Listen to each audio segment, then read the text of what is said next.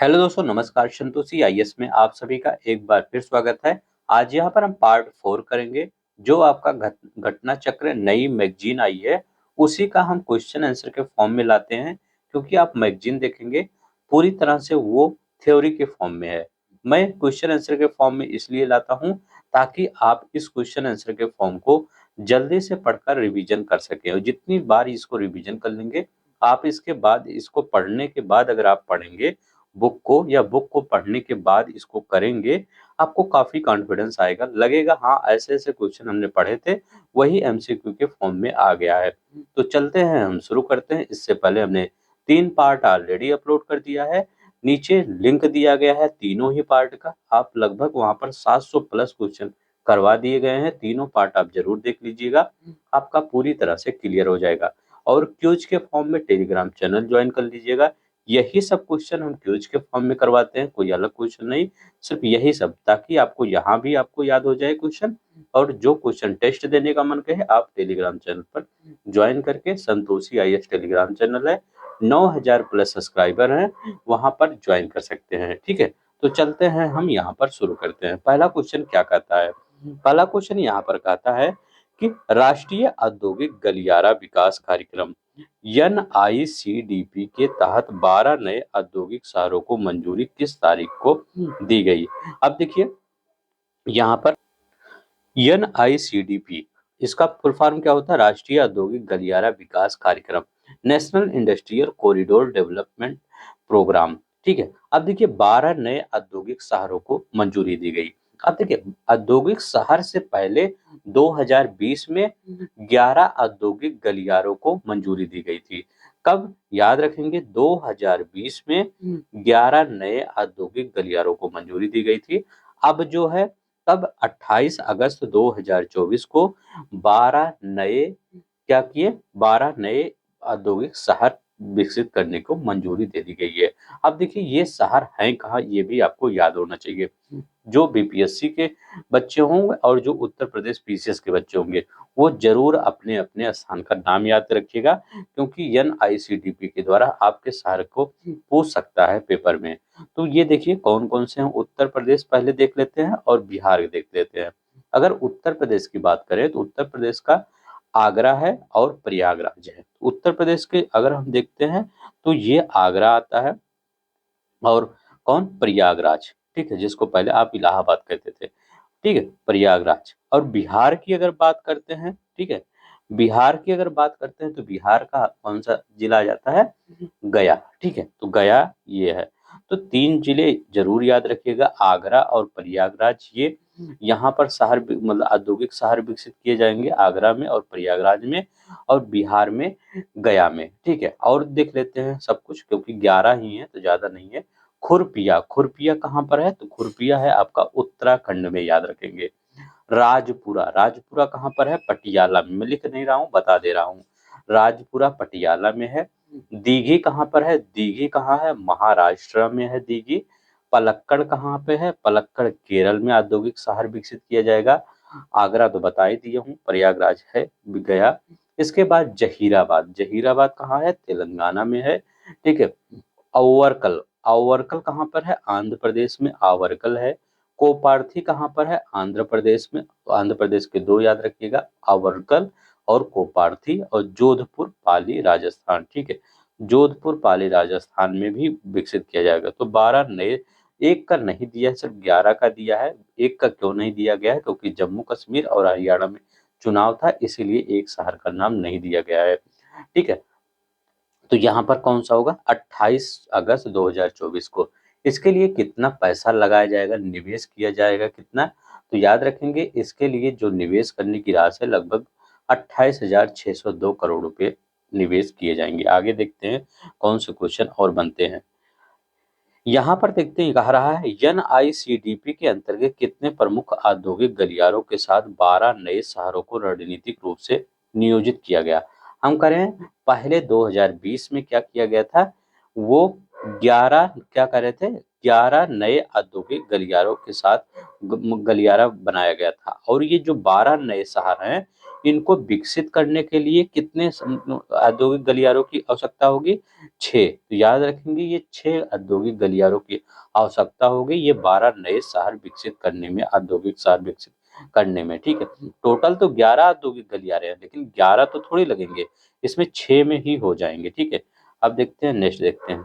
अब यहाँ पर तीसरा नंबर का रहा है, इन 12 नए औद्योगिक शहरों में किस राज्य का नाम विधानसभा चुनाव के कारण घोषित नहीं किया गया था? तो ये कौन सा है? हरियाणा और जम्मू कश्मीर। कौन सा है? अभी हमने बताया हरियाणा और जम्मू कश्मीर। नेक्स्ट देखते हैं, यहाँ पर 4 नंबर का देखते हैं, नीचे दिए गए राज्यों में से कौन सा राज्य एनआईसीडीपी के नए स्वीकृत औद्योगिक शहरों में शामिल नहीं है? तो कौन सा शहर मतलब राज्य शामिल नहीं है? तो ये कहाँ है? गुजरात। अब देखिए गुजरात में पहले ही इतनी इंडस्ट्री है, तो सरकार ने सोचा होगा कि इसको अभी रहने देते हैं, ठीक है। पंजाब का कौन सा हमने बताया था? तो पंजाब का राजपुरा पटियाला, ठीक है। कौन सा? राजपुरा पटियाला। बिहार का हमने क्या बताया था? तो बिहार का हमने गया बताया था। और उत्तर प्रदेश के कौन शहर थे? तो उत्तर प्रदेश के आपके को 2 शहर थे, एक आगरा था और कौन था? आगरा, और एक प्रयागराज था, ठीक है। प्रयागराज याद रखिएगा, ठीक है। तेलंगाना का शहर हमने बताया था, तो तेलंगाना का कौन सा शहर हमने बताया था कि ये तेलंगाना का ये भी शहर जो विकसित है, जहीराबाद। याद रखेंगे, जहीराबाद, ठीक है, जहीराबाद। आई होप आपको समझ में आ रहा होगा। अगर समझ में आ रहा होगा, आपको लगेगा हमने कुछ मेहनत किया है, तो प्लीज आप एक काम करिएगा, इस चैनल को सब्सक्राइब कर दीजिएगा। आपको कभी भी आईएएस पीसीएस के अलग बियॉन्ड जाके कुछ चीजें नहीं पढ़ाई जाएगी। अगर आप सिविल सर्विसेज की तैयारी कर रहे हैं तो आप बेस्ट चैनल पे आए हैं। सब कुछ आपको उसी से रिलेटेड कोई भी टॉपिक मिलेगा, कोई भी बुक मिलेगी, हर चीज उसी से रिलेटेड मिलेगी, ठीक है। 5वां नंबर क्वेश्चन क्या करा है, नीचे दिए गए शहरों में से कौन सा नया औद्योगिक शहर उत्तर प्रदेश राज्य में स्थित है? ठीक है, तो औद्योगिक शहर उत्तर प्रदेश का अभी हमने क्या बताया, कौन सा शहर उत्तर प्रदेश का है? तो ये आगरा है। आगरा, और कौन सा है? प्रयागराज, ठीक है। आगरा और प्रयागराज याद रखिएगा। ओरकल कहाँ का है? ठीक है, ओरकल कहाँ का है? तो ये आंध्र प्रदेश का है, ठीक है। ओरकल कहाँ का है? ये आंध्र प्रदेश का है। जहीराबाद कहाँ का है? तो अभी हमने बताया तेलंगाना का है, जहीराबाद तेलंगाना का, ठीक है। और ये खुरपिया कहाँ का है? तो खुरपिया उत्तराखंड का है, ठीक है। ये भी याद रखेंगे। चलते हैं, नेक्स्ट देखते हैं। अब देखिए, दूसरा आपका टॉपिक बन रहा है एकीकृत पेंशन स्कीम, ठीक है। तो एकीकृत पेंशन योजना जो आई है, सरकार के द्वारा लाई गई है, उसके बारे में देख लेते हैं, ठीक है। अच्छा, इससे पहले एक चीज और देख लेते हैं, क्योंकि वो भी आपका इम्पोर्टेंट है, पिछले ही मतलब टॉपिक से रिलेटेड था।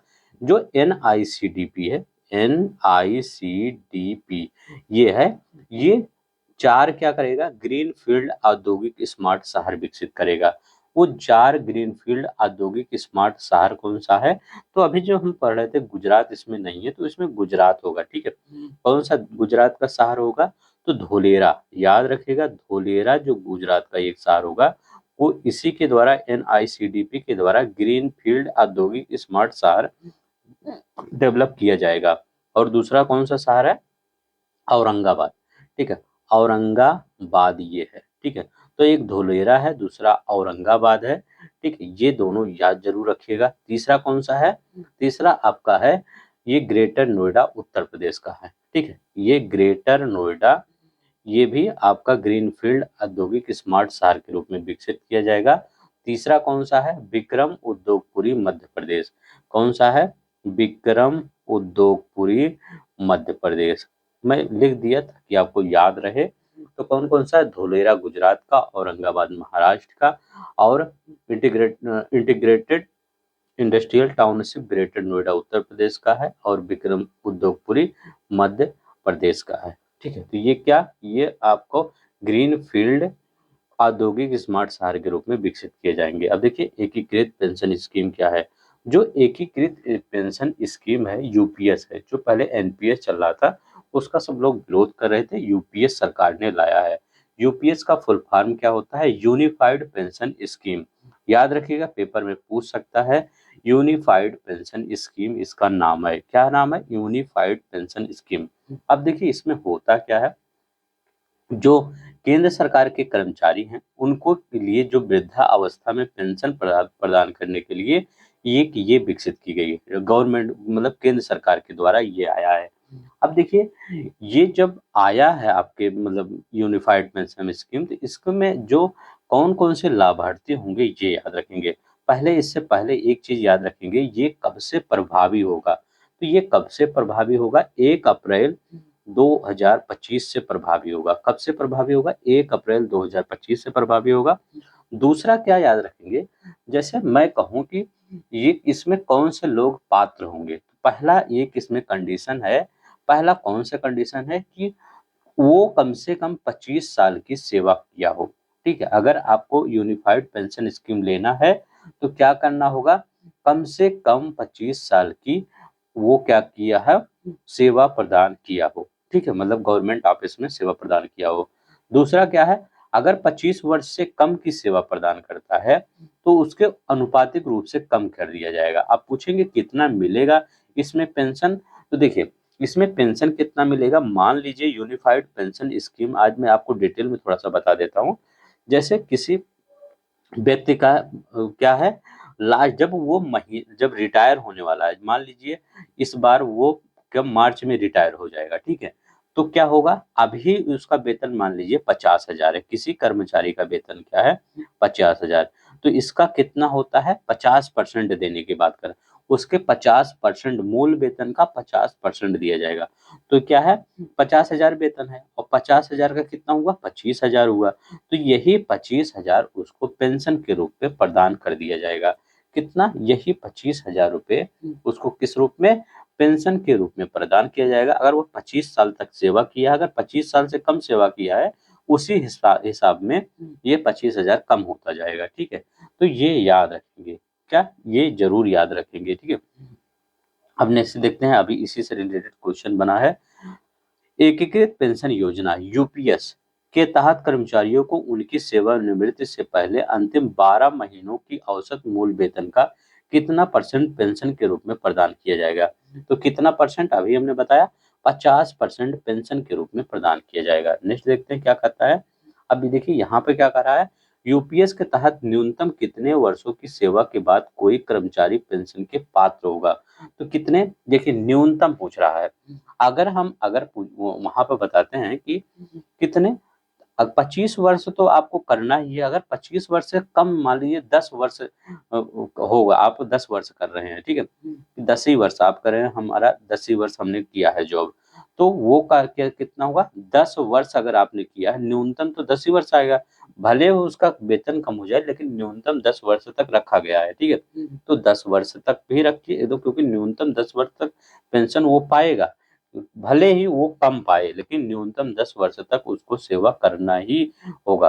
अगर 25 वर्ष तक, तो 50,000 मान लीजिए है, तो 25,000 वो मिल जाएगा उसको, ठीक है? तो न्यूनतम कितने वर्ष की सेवा के बाद कोई कर्मचारी पेंशन के पात्र होगा, तो 10 वर्ष। तो यहाँ पर आपके पेपर में 25 वर्ष भी आ सकता है, तो लेकिन देखिएगा कि पूरा मतलब वो कह रहा है कि पूरी राशि प्राप्त करने की या कुछ आनुपातिक रूप से कम करने की, ठीक है? तो यहाँ हमने क्वेश्चन बनाया है 10 वर्ष, क्योंकि न्यूनतम तो 10 वर्ष रहेगा ही, भले उसका वेतन कम हो जाए, ठीक है?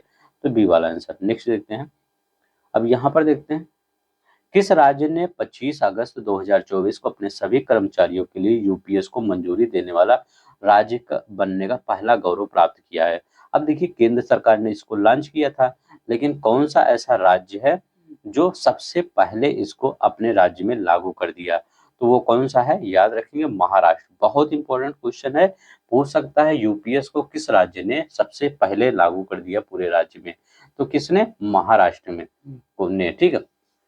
अब देखिए एक चीज और याद रखिएगा, यूपीएस किस हिसाब से दिया जाएगा, यूनिफाइड पेंशन जो होता है किस हिसाब से दिया जाएगा? तो यहाँ पर 10% होगा, ये 10% जो कर्मचारी होगा उससे कटेगा, चाहे महंगाई भत्ता या मूल वेतन, उससे 10% कटेगा, और वो हमेशा 10 ही % रहेगा, वो बढ़ेगा घटेगा नहीं, ठीक है? नहीं तो आप कहेंगे कि हो सकता है सरकार बढ़ा दे दो कुछ साल बाद, नहीं, वो सिर्फ 10 ही % रहेगा, याद रखेंगे। दूसरा क्या है, केंद्र सरकार का योगदान कितना रहेगा, ये 18.5% रहेगा। याद रखेंगे 18.5% किसका, केंद्र सरकार का योगदान रहेगा। ठीक है, अब चलते हैं नेक्स्ट देखते हैं। यहाँ पे यह क्या करा है कि यूपीएस के साथ सुनिश्चित पारिवारिक पेंशन कर्मचारी की मृत्यु से पहले प्राप्त पेंशन का कितने परसेंट समतुल्य होगा। जैसे किसी कर्मचारी की मृत्यु हो गई पहले ही, ठीक है, मतलब पेंशन के पाने के पहले, तो जितना परसेंट होगा वो 60%, थोड़ा सा ज्यादा बढ़ा के, तो 60% क्या हो जाएगा, जो पेंशन है 60% उसको मिलने लगेगा। ठीक है, तो यहाँ पर 60% होगा। ठीक है, तो याद रखें किसी कर्मचारी को उसके निधन से पहले प्राप्त पेंशन के 60% के तुल्य परिवार को पेंशन दिया जाएगा। ठीक है, तो ये याद रखेंगे कितना, 60%। अब यहाँ पर देखते हैं एकीकृत पेंशन योजना के तहत केंद्र सरकार का योगदान कितना होगा। तो केंद्र सरकार का योगदान अभी हमने क्या बताया, 18.5% केंद्र सरकार का योगदान होगा। कितना, 18.5%। नेक्स्ट देखते हैं, यहाँ पर क्या करा है कि एनपीएस वात्सल योजना किसके द्वारा लागू की गई थी। अभी देखिए एनपीएस वात्सल योजना लागू की गई थी। ठीक है, तो ये एनपीएस वात्सल योजना किसके द्वारा लॉन्च किया गया था, तो पहले यही इंपॉर्टेंट है। तो एनपीएस वात्सल योजना किसके, वित्त मंत्री के द्वारा नई दिल्ली में लॉन्च किया गया। कब लॉन्च किया गया था इसको, 18 सितंबर को। याद रखेंगे 18 सितंबर 2024 को इसको लॉन्च किया गया था। अब देखिए एनपीएस वात्सल योजना होता क्या है। देखिए ये जो एनपीएस वात्सल योजना है, इसको जो ये अवयस्क बच्चे होते हैं, ठीक है, मतलब जो अभी 18 साल नहीं पूरा किए हैं, उनके माता पिता अगर प्रतिवर्ष, याद रखेंगे प्रतिवर्ष न्यूनतम 1,000 रुपया, कम से कम लगभग 1,000 रुपया तो प्रतिवर्ष देना ही पड़ेगा। जैसे आप छोटे हैं, मान लीजिए आपका छोटा भाई है जो 15 साल का है, ठीक है, और वो क्या कर रहा है, वो उसके आपके पिताजी क्या कर रहे हैं, वो 1,000 रुपये जमा कर रहे हैं। ठीक है, तब जब वो वयस्क हो जाएगा तो उसको एक जब मतलब बच्चे के वयस्क होने पर यह योजना एनपीएस के खाते के रूप में बदल दिया जाएगा। ठीक है, याद रखिएगा इसको किसे, एनपीएस खाते के रूप में बदल दिया जाएगा अगर वात्सल एनपीएस वात्सल योजना के तहत 1,000 रुपये जमा। अब देखिए न्यूनतम तो 1,000 जमा कर, अधिकतम कितना भी जमा कर सकते हैं, कोई इसमें वो नहीं है। ठीक है, मतलब बच्चों के लिए भी एनपीएस चालू हो गया। ठीक है, तो एनपीएस योजना किसके द्वारा लॉन्च किया गया, वित्त मंत्री के द्वारा 18 सितंबर 2024 को अवयस्क बच्चे के लिए। ठीक है, एनपीएस वात्सल योजना।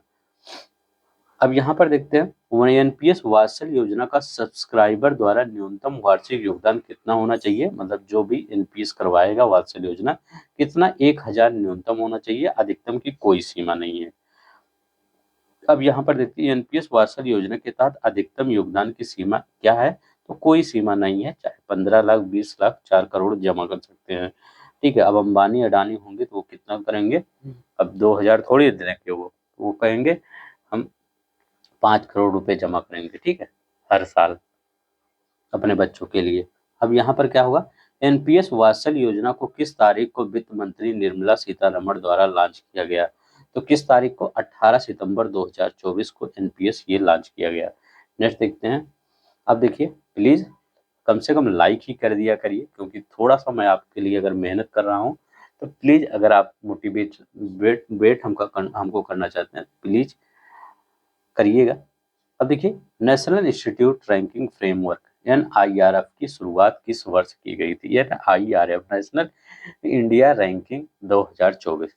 अब देखिए ये क्या है, इसमें क्या होता है, केंद्रीय शिक्षा मंत्रालय के अंतर्गत यह कार्य करता है।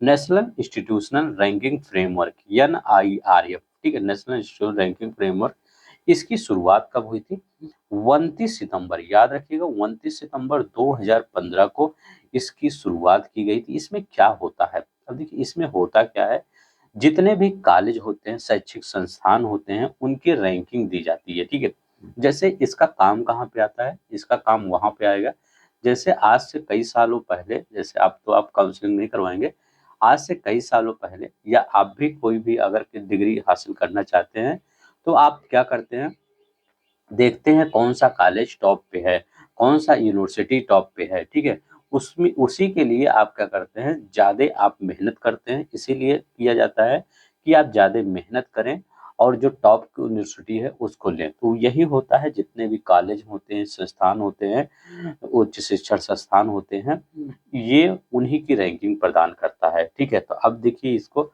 ये किस वर्ष शुरुआत की गई थी? 2015 में शुरुआत की गई थी। अभी देखिए यहाँ पर बहुत चीजें हम बताएंगे आपको।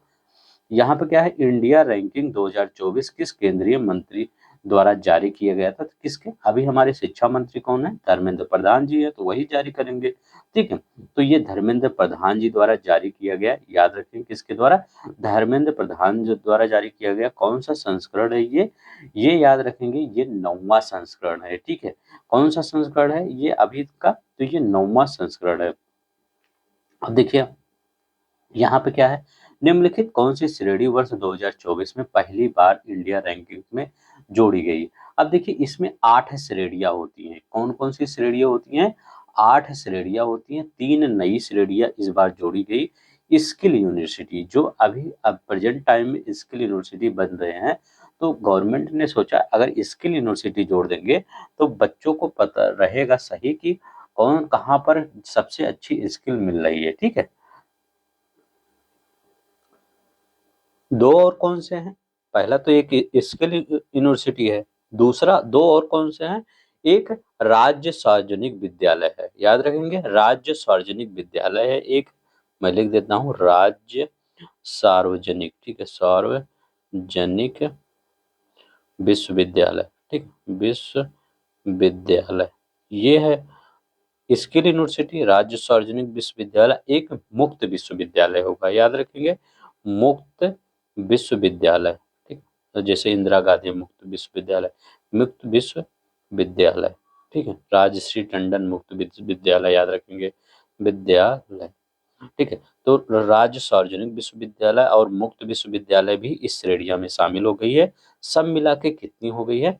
8 कैटेगरी हो गई है। सबसे ज्यादा इंपॉर्टेंट किसका है? ओवरऑल रैंकिंग का। ओवरऑल रैंकिंग क्यों इंपॉर्टेंट है? क्योंकि वहां पर सब कुछ ले लिया जाता है। ठीक है, तो चलते हैं, अभी हम देखते हैं कौन कौन से क्वेश्चन बनते हैं। यहाँ पर क्वेश्चन क्या है, इंडिया रैंकिंग 2024 को किस स्थान पर जारी किया? अभी देखिए, ये जो आपका NIRF की इंडिया रैंकिंग 2024 थी, ये कहाँ पर जारी किया गया? तो ये भी स्थान पूछ रहा है कि किस स्थान पर जारी किया गया। तो किस स्थान पर जारी किया गया? भारत मंडपम। कहाँ पर? भारत मंडपम में जारी किया गया। ठीक, ठीक है, कहाँ पर? भारत मंडपम में 9वां संस्करण था। नेक्स्ट देखते हैं किस क्या कर रहा है। अब देखिए, समग्र ओवरऑल कैटेगरी में इंडिया रैंकिंग 2024 के तहत लगातार छठे वर्ष में प्रथम स्थान किस संस्थान को मिला? अब देखिए ओवरऑल कह रहा है। ओवरऑल मतलब क्या होता है कि सभी श्रेणियों में, मतलब सभी में सबसे अच्छा है ये। ठीक है, तो ओवरऑल में किसको सबसे लगातार छठे वर्ष, मतलब इससे पहले 6 साल तक वो भी क्या किया? पहले स्थान पे रहा होगा। तो कौन सा है? वो IIT मद्रास है। कौन सा है? IIT मद्रास। अब समग्र श्रेणियों को मैं शीर्ष पांच बता देता हूं, क्योंकि आपके पेपर में शीर्ष 5 पूछता है। ठीक है, तो पहला तो हम बता दिए है IIT मद्रास, तो 1 नंबर पे इसको रख दीजिए। दूसरे पे कौन सा हो सकता है? सोचिए कौन सा हो सकता है। दूसरे पे समग्र श्रेणी हम करें, ओवरऑल कैटेगरी का रहे, ये याद रखेंगे। NIRF की रैंकिंग ओवरऑल कैटेगरी में बोल रहा हूँ। पहले स्थान पर IIT मद्रास है, दूसरे स्थान पर IIC बंगलोर है। ठीक है, IISc बंगलोर दूसरे स्थान पर है। अब देखिए तीसरे स्थान पे कौन सा है? होगा दिल्ली होगा कि या बॉम्बे होगा? तो तीसरे स्थान पर कौन सा होगा? बॉम्बे होगा, याद रखेंगे, तीसरे स्थान पर बॉम्बे होगा। चौथे स्थान पर कौन सा होगा? दिल्ली होगा। ठीक है, पांचवें स्थान पर अपना कानपुर होगा, तो पांचवा याद रखिएगा, कानपुर। IIT कानपुर, IIT कानपुर पांचवें स्थान पे होगा। तीनों याद रखिए, चारों याद रखिएगा ओवरऑल कैटेगरी में। क्या याद रखेंगे? ओवरऑल कैटेगरी में मद्रास, बंगलोर, बॉम्बे, दिल्ली और कानपुर। ठीक है, अब देखिए एक आपका पूरा मतलब मैप तैयार कर दिया। अब नेक्स्ट देखते हैं, इतना ही याद करिएगा बस। अब यहाँ पर देखते हैं, ये भी क्वेश्चन अच्छा बना है। अभियांत्रिकी विषय में, याद रखिएगा, अभियांत्रिकी विषय में लगातार 9 वर्षों से किस संस्थान ने प्रथम स्थान प्राप्त किया है? ठीक है, तो अभियांत्रिकी विषय में किस संस्थान ने? ये भी IIT मद्रास ने, लगातार 9 वर्षों में। ठीक है, तो आप देखते होंगे कोई भी डेवलप होता है, कोई खोज होती है, दिखाया जाता है IIT मद्रास ने किया है। ठीक है, तो अभियांत्रिकी में किसने? IIT मद्रास ने। ठीक है, तो ये याद रखिएगा। ठीक है, तो नेक्स्ट देखते हैं अब। इसमें इतना ही याद रखिएगा, अभियांत्रिकी में IIT मद्रास। अब यहाँ पर देखिए, विश्वविद्यालय श्रेणी में लगातार 9 वर्षों से इंडिया रैंकिंग में कौन सा प्रथम स्थान है। अब देखिए, विश्वविद्यालय रैंकिंग में तो वो कौन सा है, आपका भारतीय विज्ञान संस्थान बंगलोर, IISc बंगलोर है। ये किसके, विश्वविद्यालय यूनिवर्सिटी रैंकिंग में ये बात कर रहे हैं। किस रैंकिंग में, यूनिवर्सिटी रैंकिंग में बात कर रहे हैं। ठीक है, अब चलते हैं यहाँ पर, अभियांत्रिकी में हो गया आपका, और किस में हो गया, विश्वविद्यालय श्रेणी में हो गया। ठीक है, अब देखिए यहाँ पर नेक्स्ट देखते हैं। अब देखिए यहाँ पर क्या करा है, ये दूसरा कुछ मतलब है, ये और कुछ थोड़ा सा देख लीजिए, क्योंकि यहाँ पर आपका इम्पोर्टेंट है। उत्तर प्रदेश का कुछ डाटा हम ले लेते हैं। ठीक है, क्योंकि अब दूसरा टॉपिक आ जाएगा ना, तो हम थोड़ा सा उत्तर प्रदेश का डाटा ले लेते हैं। अगर मैं उत्तर प्रदेश की बात करता हूँ कि उत्तर प्रदेश समग्र श्रेणी में, ओवरऑल श्रेणी में सबसे नंबर 1 कौन सा है, तो अगर 5वें स्थान पर कौन था, कानपुर, IIT कानपुर था, तो वही उत्तर प्रदेश में पहले स्थान पर हो जाएगा। तो IIT कानपुर याद रखिएगा पहले स्थान पर है। दूसरे स्थान पर कौन सा हो सकता है, अलीगढ़ मुस्लिम विश्वविद्यालय या बनारस हिंदू विश्वविद्यालय, कौन सा हो सकता है बताएंगे। तो ये BHU दूसरे स्थान पर, BHU है उत्तर प्रदेश का, हम बता रहे हैं डाटा। तीसरे स्थान पर कौन सा हो सकता है बताइए, तीसरे स्थान पर कौन सा हो सकता है, अलीगढ़ मुस्लिम यूनिवर्सिटी, AMU। ठीक है, अलीगढ़ मुस्लिम यूनिवर्सिटी ये कौन सा, तीसरे स्थान पर है। चौथे स्थान पे कौन सा है, तो चौथे स्थान पे कौन सा है, तो IIT BHU, IIT BHU ये चौथे स्थान पर है। ठीक है, तो ये यही याद रखिएगा। 5वें स्थान पर AMT विश्वविद्यालय जो गौतम बुद्ध नगर में हो, उतना नहीं, 4 ही याद रखिएगा। ठीक है, तो इन चारों को याद रखिएगा। ओवरऑल रैंकिंग में उत्तर प्रदेश के जो संस्थान है उनकी मैं बात कर रहा हूँ। ठीक है, वो क्या, ओवरऑल रैंकिंग में उत्तर प्रदेश के संस्थान है। ठीक है, अब देखिए हमने विश्वविद्यालय किसका नाम लिया था, IISc बंगलोर का नाम लिया था। अगर मैं पूछूं कि सबसे नंबर 1 कॉलेज कौन सा है, ठीक है, कौन सा सबसे नंबर 1 कॉलेज है पूरे इंडिया में, सबसे अच्छा प्रथम स्थान पे है, तो कौन सा आप बताएंगे, वो बताएंगे हिंदू कॉलेज। ठीक है, हिंदू कॉलेज बताएंगे। कहाँ पर है हिंदू कॉलेज, ये हिंदू कॉलेज दिल्ली में है। ठीक है, कहाँ पर है, दिल्ली में है।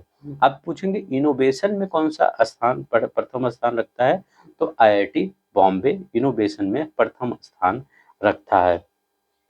क्या, IIT बॉम्बे प्रथम स्थान रखता है। मुक्त विश्वविद्यालय में कौन सा है, तो वो इग्नू है, जो इंदिरा गांधी राष्ट्रीय मुक्त विश्वविद्यालय है, जो पहली बार आया है। क्योंकि पहली बार आया है इसलिए मैं बता दे रहा हूँ कि पहली बार ये आया है, इसलिए इंदिरा गांधी राष्ट्रीय मुक्त विद्यालय पहली बार, ये मतलब पूरे इंडिया में मुक्त विश्वविद्यालय में, ओपन यूनिवर्सिटी में इंदिरा गांधी पहले स्थान पर है। बस इससे ज्यादा आपका, इससे ज्यादा कुछ नहीं पूछा जाएगा। ठीक है, चलते हैं अब नेक्स्ट देखते हैं, सकल पर्यावरण उत्पाद।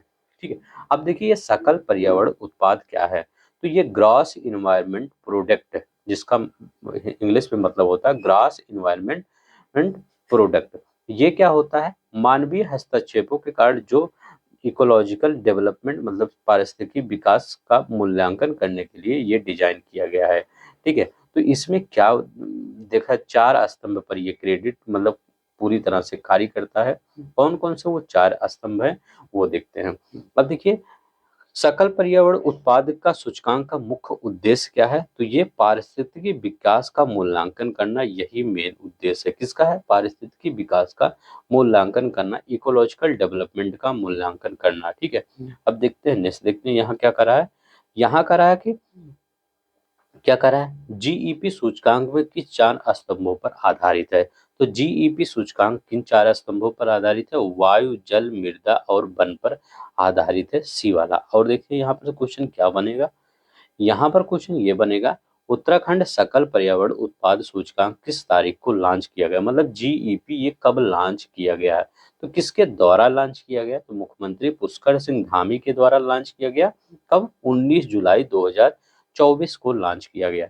अब देखिए नेक्स्ट देखते हैं क्या कह रहा है, नेक्स्ट कह रहा है कि सकल पर्यावरण उत्पाद सूचकांक लॉन्च करने वाला देश का पहला राज्य कौन सा है, तो ये सकल पर्यावरण उत्पाद सूचकांक लॉन्च करने वाला देश का पहला राज्य कौन बन गया है, उत्तराखंड बन गया है, याद रखेंगे। कौन, उत्तराखंड बना है। अब देखिए सकल पर्यावरण उत्पाद जीईपी सूचकांक का उद्देश्य क्या है? पारिस्थितिकी को अर्थव्यवस्था से जोड़ना इसका उद्देश्य है। अब देखिए एसडीजी, यहाँ भी बहुत इंपॉर्टेंट है एसडीजी रैंक, क्योंकि पिछले से कई पिछले बार में ये क्वेश्चन एसडीजी में आ गया था। ठीक है, तो एसडीजी रैंक बहुत इंपॉर्टेंट होता है, हर साल इंपॉर्टेंट होता है। चलते हैं यहाँ पर देखते हैं जो एसडीजी रैंक है। एसडीजी इंडिया इंडेक्स का चौथा संस्करण किस तिथि को जारी किया है? अब बताएंगे ये कौन सा संस्करण था? तो ये चौथा है। देखिए इसको एसडीजी इंडिया का सर्वप्रथम प्रकाशन कब किया गया था? 2018 में किया गया था। अब देखिए ये किस किस के द्वारा साझेदारी में जारी किया जाता है? तीन चीजें यहाँ पर याद रखेंगे। एक संयुक्त राष्ट्र जो भारत का है, और एक यूएनडीपी इंडिया, याद रखिएगा यूएन भारत के विषय में जो बात करता है। ठीक है, और दूसरा कौन सा है?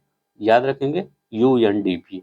ठीक है, यूएनडीपी इंडिया ये भी भारत के बारे में जो बात करता है। यूएनडीपी इंडिया इन दोनों की साझेदारी से क्या करता है? नीति आयोग की ये पहल है। तो इन दोनों की साझेदारी होती है, और किसकी ये पहल है? मेन रूप से नीति आयोग की ये पहल है। ठीक है, किसके पास? नीति आयोग। अब देखिए इसमें क्या होता है, जो आपके 17 गोल होते हैं उन्हीं को देखा जाता है कि कौन सा जो स्टेट है, जो 28 स्टेट और 8 केंद्र शासित प्रदेश हैं, वो सब कौन कौन से रैंक में अपने स्थान पर आते हैं, कौन ज्यादा सुधार कर रहे हैं एसडीजी गोल में, कौन से कम। तो यही हर साल जारी किया जाता है, बहुत इंपॉर्टेंट होता है।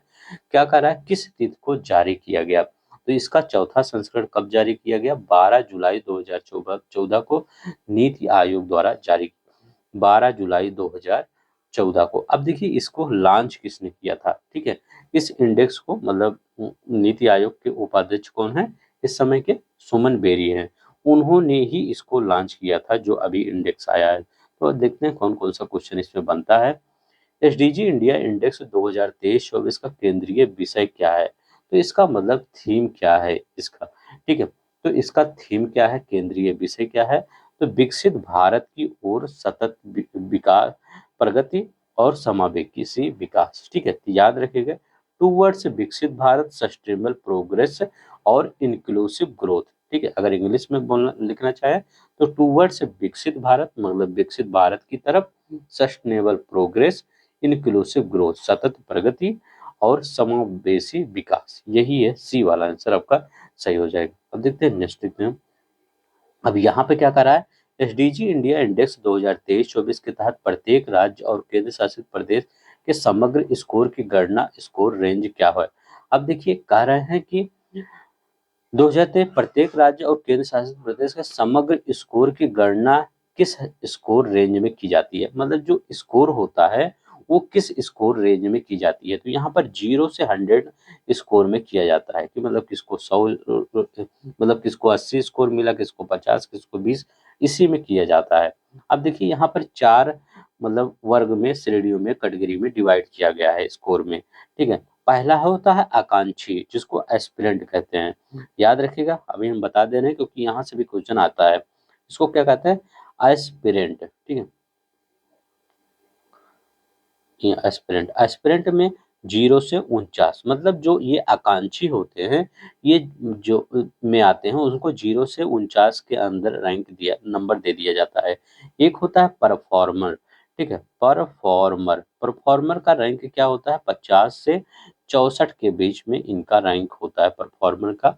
और फ्रंट रनर क्या होता है? जिसको अग्रणी बोलते हैं। ठीक है, फ्रंट रनर, तो फ्रंट रनर किसका होता है? 65 से 99 के बीच में फ्रंट रनर होता है।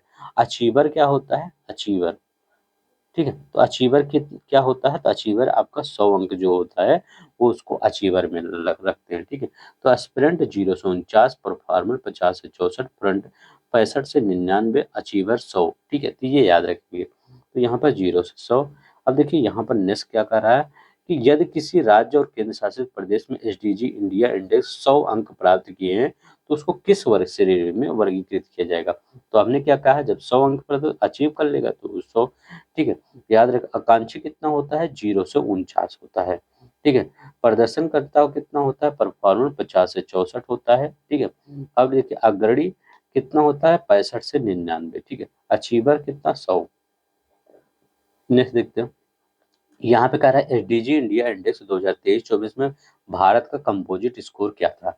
भारत का कंपोजिट स्कोर कितना था, तो भारत का कंपोजिट स्कोर 71 दर्ज किया गया था। कितना, 71। नेक्स्ट देखते हैं, यहाँ पर कह रहा है एसडीजी इंडिया इंडेक्स का प्रकाशन सबसे पहले किस वर्ष में किया गया था। इसको करने के बाद एक बार जरूर आप बुक पढ़िएगा, काफी इंटरेस्ट लगेगा, आपको याद रहेगा कि हाँ अच्छा यही यही हमने बताया है, अच्छा यही यही हमने पढ़ा है, ठीक है। तो काफी अच्छा लगेगा कि मतलब जैसे कोई चीज अगर देखे रहते हैं, फिर उसको देखने में कहीं, जैसे कहीं दर्शन करने आप गए, इसका एग्जाम्पल मैं देता हूँ, कहीं आप दर्शन करने गए, इसके बाद अगर उसको यूट्यूब पे या टीवी में देखते हैं तो आपको थोड़ा सा ज़्यादा इंटरेस्ट आता है, ठीक। अपने खुद के लाइफ में देखा करिए, उसको आप बहुत ध्यान से देखेंगे, अच्छा हमने यहाँ पे गया था, इसी गली में गया था, इसी बस से गया था, ऐसे लोग आ रहे हैं, ऐसे मैं भी गया था, तो वो काफ़ी अच्छे से आप देखेंगे उसको, ठीक, आपको याद रहेगा। इसीलिए मैं कहता हूँ इसको करने के बाद फिर जाके आप पढ़िए, आपको काफ़ी अच्छा फील होगा। डीजी इंडिया का प्रकाशन सबसे पहले किस वर्ष में किया गया था, सबसे पहले 2018 में किया गया था। अब देखिए यहाँ पर एसडीजी इंडिया इंडेक्स 2023-24 के तहत कितने उपलक्ष्य सब गोल्स को संकेतक इंडिकेटर में शामिल किया गया है, तो कितने सब गोल्स को संकेतक इंडिकेटर में शामिल किया गया है, तो ये भी बताइए। तो याद रखेंगे 17 उपलक्ष्य होते वो हैं, ठीक है, और 113 संकेतों पर आधारित होता है, ठीक है। तो कितना, 70 उपलक्ष्य और 113 संकेतों पर ये आधारित होता है, ठीक है। अब देखते हैं, नेक्स्ट देखते हैं, कराएं एसडीजी इंडेक्स अग्र फ्रंट रनर श्रेणी के लिए राज्य केंद्र शासित प्रदेशों को किस अंक में प्रदान किया गया है, फ्रंट रनर। तो फ्रंट रनर क्या है, 65 से 99, ठीक है। नेक्स्ट देखते हैं, अभी मैं आपको वो भी बताऊंगा, ठीक है। अब देखिए थोड़ा सा मैं आपको ये स्कोर थोड़ा सा बता देता हूँ, क्योंकि यहाँ से स्कोर में पूछ लेता है।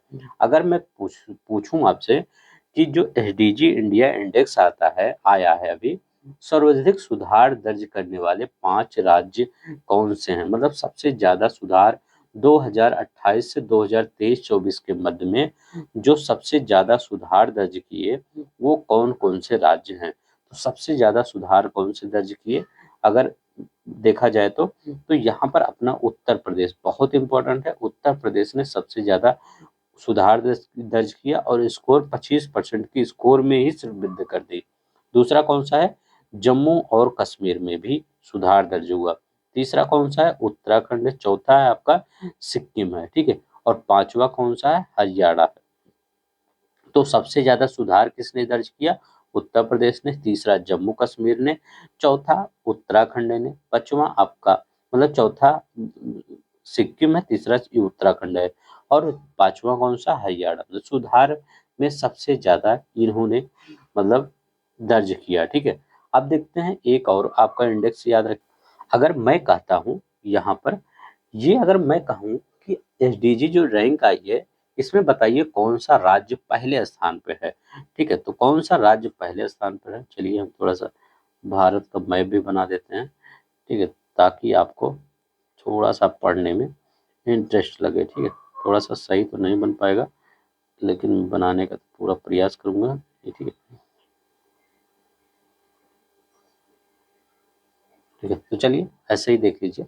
अब देखिए यहाँ पर अगर मैं कहूँ कि सबसे नंबर एक स्टेट कौन सा है, एसडीजी सस्टेनेबल डेवलपमेंट गोल में शीर्ष स्थान, मतलब सबसे ज्यादा अच्छा स्कोर किसका है, तो सबसे ज्यादा अगर अच्छा स्कोर कहा जाए तो किसका है, केरला का। तो पहले स्थान पर कौन सा है, केरला। तो यहाँ पर कौन सा हो जाएगा, केरला पहले स्थान पर हो जाएगा, ठीक है। केरला के साथ साथ कौन सा स्कोर स्थान है, केरला के साथ साथ आपका उत्तराखंड, ठीक है। तो मैं कह रहा हूँ एसटीजी में सबसे अच्छा स्कोर किसका है, वो दूसरा नहीं है, ये पहला ही है, याद रखेंगे, इसी के साथ है, ठीक है। तो केरला और उत्तराखंड दोनों ही पहले स्थान पर हैं, कौन सा, केरल और उत्तराखंड। तीसरे स्थान पर कौन सा है, तीसरे स्थान पर आपका तमिलनाडु है, कौन सा, तमिलनाडु है। चौथे स्थान पर कौन सा है, गोवा है, सब दक्षिण भारत के राज्य है, ठीक है। तो गोवा है। पांचवे मतलब चौथे स्थान पर कौन सा है, ये गोवा है, ठीक है। गोवा की रैंक कौन सा है, ये चौथा है, ठीक है। ये यहाँ पर पहले स्थान पर तो ये दोनों है, ठीक है। दूसरा स्थान तो किसी को नहीं दिया गया है, और ये तीसरा स्थान किसको दिया गया है, तमिलनाडु को दे दिया गया है, और चौथा स्थान गोवा को और हिमाचल प्रदेश को ये साथ ही में दे दिया गया है। तो यहाँ पर दोनों याद रखिएगा, जब उत्तराखंड आएगा तो उसको केरल के साथ पहले स्थान पे कर लीजिएगा, और जब हिमाचल प्रदेश आएगा तो उसको गोवा के साथ चौथे स्थान पे कर लीजिएगा, ठीक है। ये छठे स्थान पर देखिए, पांचवा भी रैंक गायब हो गया। छठे स्थान पर कौन सा है, तो छठे स्थान पर सिक्किम है और पंजाब है, ठीक है। सिक्किम और पंजाब छठे स्थान पर है। आठवां, सातवां भी गायब हो गया, आठवां कर्नाटक है, ठीक है। तो आगे का अगर मैं तीन अगर पूछूं, तो पहले स्थान पर केरल उत्तराखंड, तीसरे स्थान पर कौन सा है, तमिलनाडु, चौथे स्थान पर गोवा हिमाचल प्रदेश, और छठे स्थान पर सिक्किम और पंजाब, मतलब इसी के। तो ये, ठीक है, तो ये याद रखिएगा, मतलब एक दूसरे रैंक पे थे ही कोई नहीं, ना पांचवें रैंक पे, ठीक है। तो चलते हैं नेक्स्ट देखते हैं। अब देखिए यहाँ पर, हाँ, एक चीज और नहीं देखे हम, ठीक है। जैसे हमने बता दिया पहले स्थान पर केरल उत्तराखंड, दूसरे पे कोई नहीं है, तीसरे पे तमिलनाडु जा जाता है। अच्छा, अगर मैं ये पूछूं कि नीचे से रैंक किसकी है सबसे, मतलब बेकार रैंक, तो कौन सा आ जाएगा, बिहार, ठीक है। तो अपना बिहार ही नीचे आ जाता है, बिहार। दूसरे कौन सा आ जाता है, झारखंड, ठीक है। तो झारखंड कौन सा आ जाता है, ये मतलब नीचे 27वें नंबर पे, तो 28वें पे तो ये है, 30-27वां पे ये हो जाता है, और 25वें पे, 26 तो है ही नहीं, 25वां कौन सा है, नागालैंड। तो नागालैंड लास्ट से, ये तीनों याद रखिएगा, लास्ट के तीनों, बिहार, झारखंड, नागालैंड। अगर मैं कहूँ कि जो केंद्र शासित प्रदेश में सबसे अच्छा प्रदर्शन किसका है, तो केंद्र शासित प्रदेश में चंडीगढ़ का सबसे अच्छा प्रदर्शन है, दूसरा पुडुचेरी का, तीसरा जम्मू कश्मीर का, ठीक है। चंडीगढ़, अगर एसडीजी गोल्ड इंडेक्स में देखते हैं, ठीक है, तो सबसे अच्छा प्रदर्शन किसका है, चंडीगढ़ का है, दूसरा किसका है, आपका पुडुचेरी का है, और जम्मू कश्मीर का दूसरे स्थान पर ये आएंगे, ठीक है। तो ये भी याद रखेंगे, ठीक है। इससे ज़्यादा मतलब, और ज़्यादा मतलब बहुत ज़्यादा हो जाएगा, ठीक है, नहीं तो आप, ठीक है, कंफ्यूज ही हो जाएंगे, ठीक है। थोड़ा सा एक दो और याद रख लीजिए, अगर मैं कहूँ, देखिए पहला क्या होता है एसडीजी लक्ष्य, ठीक है।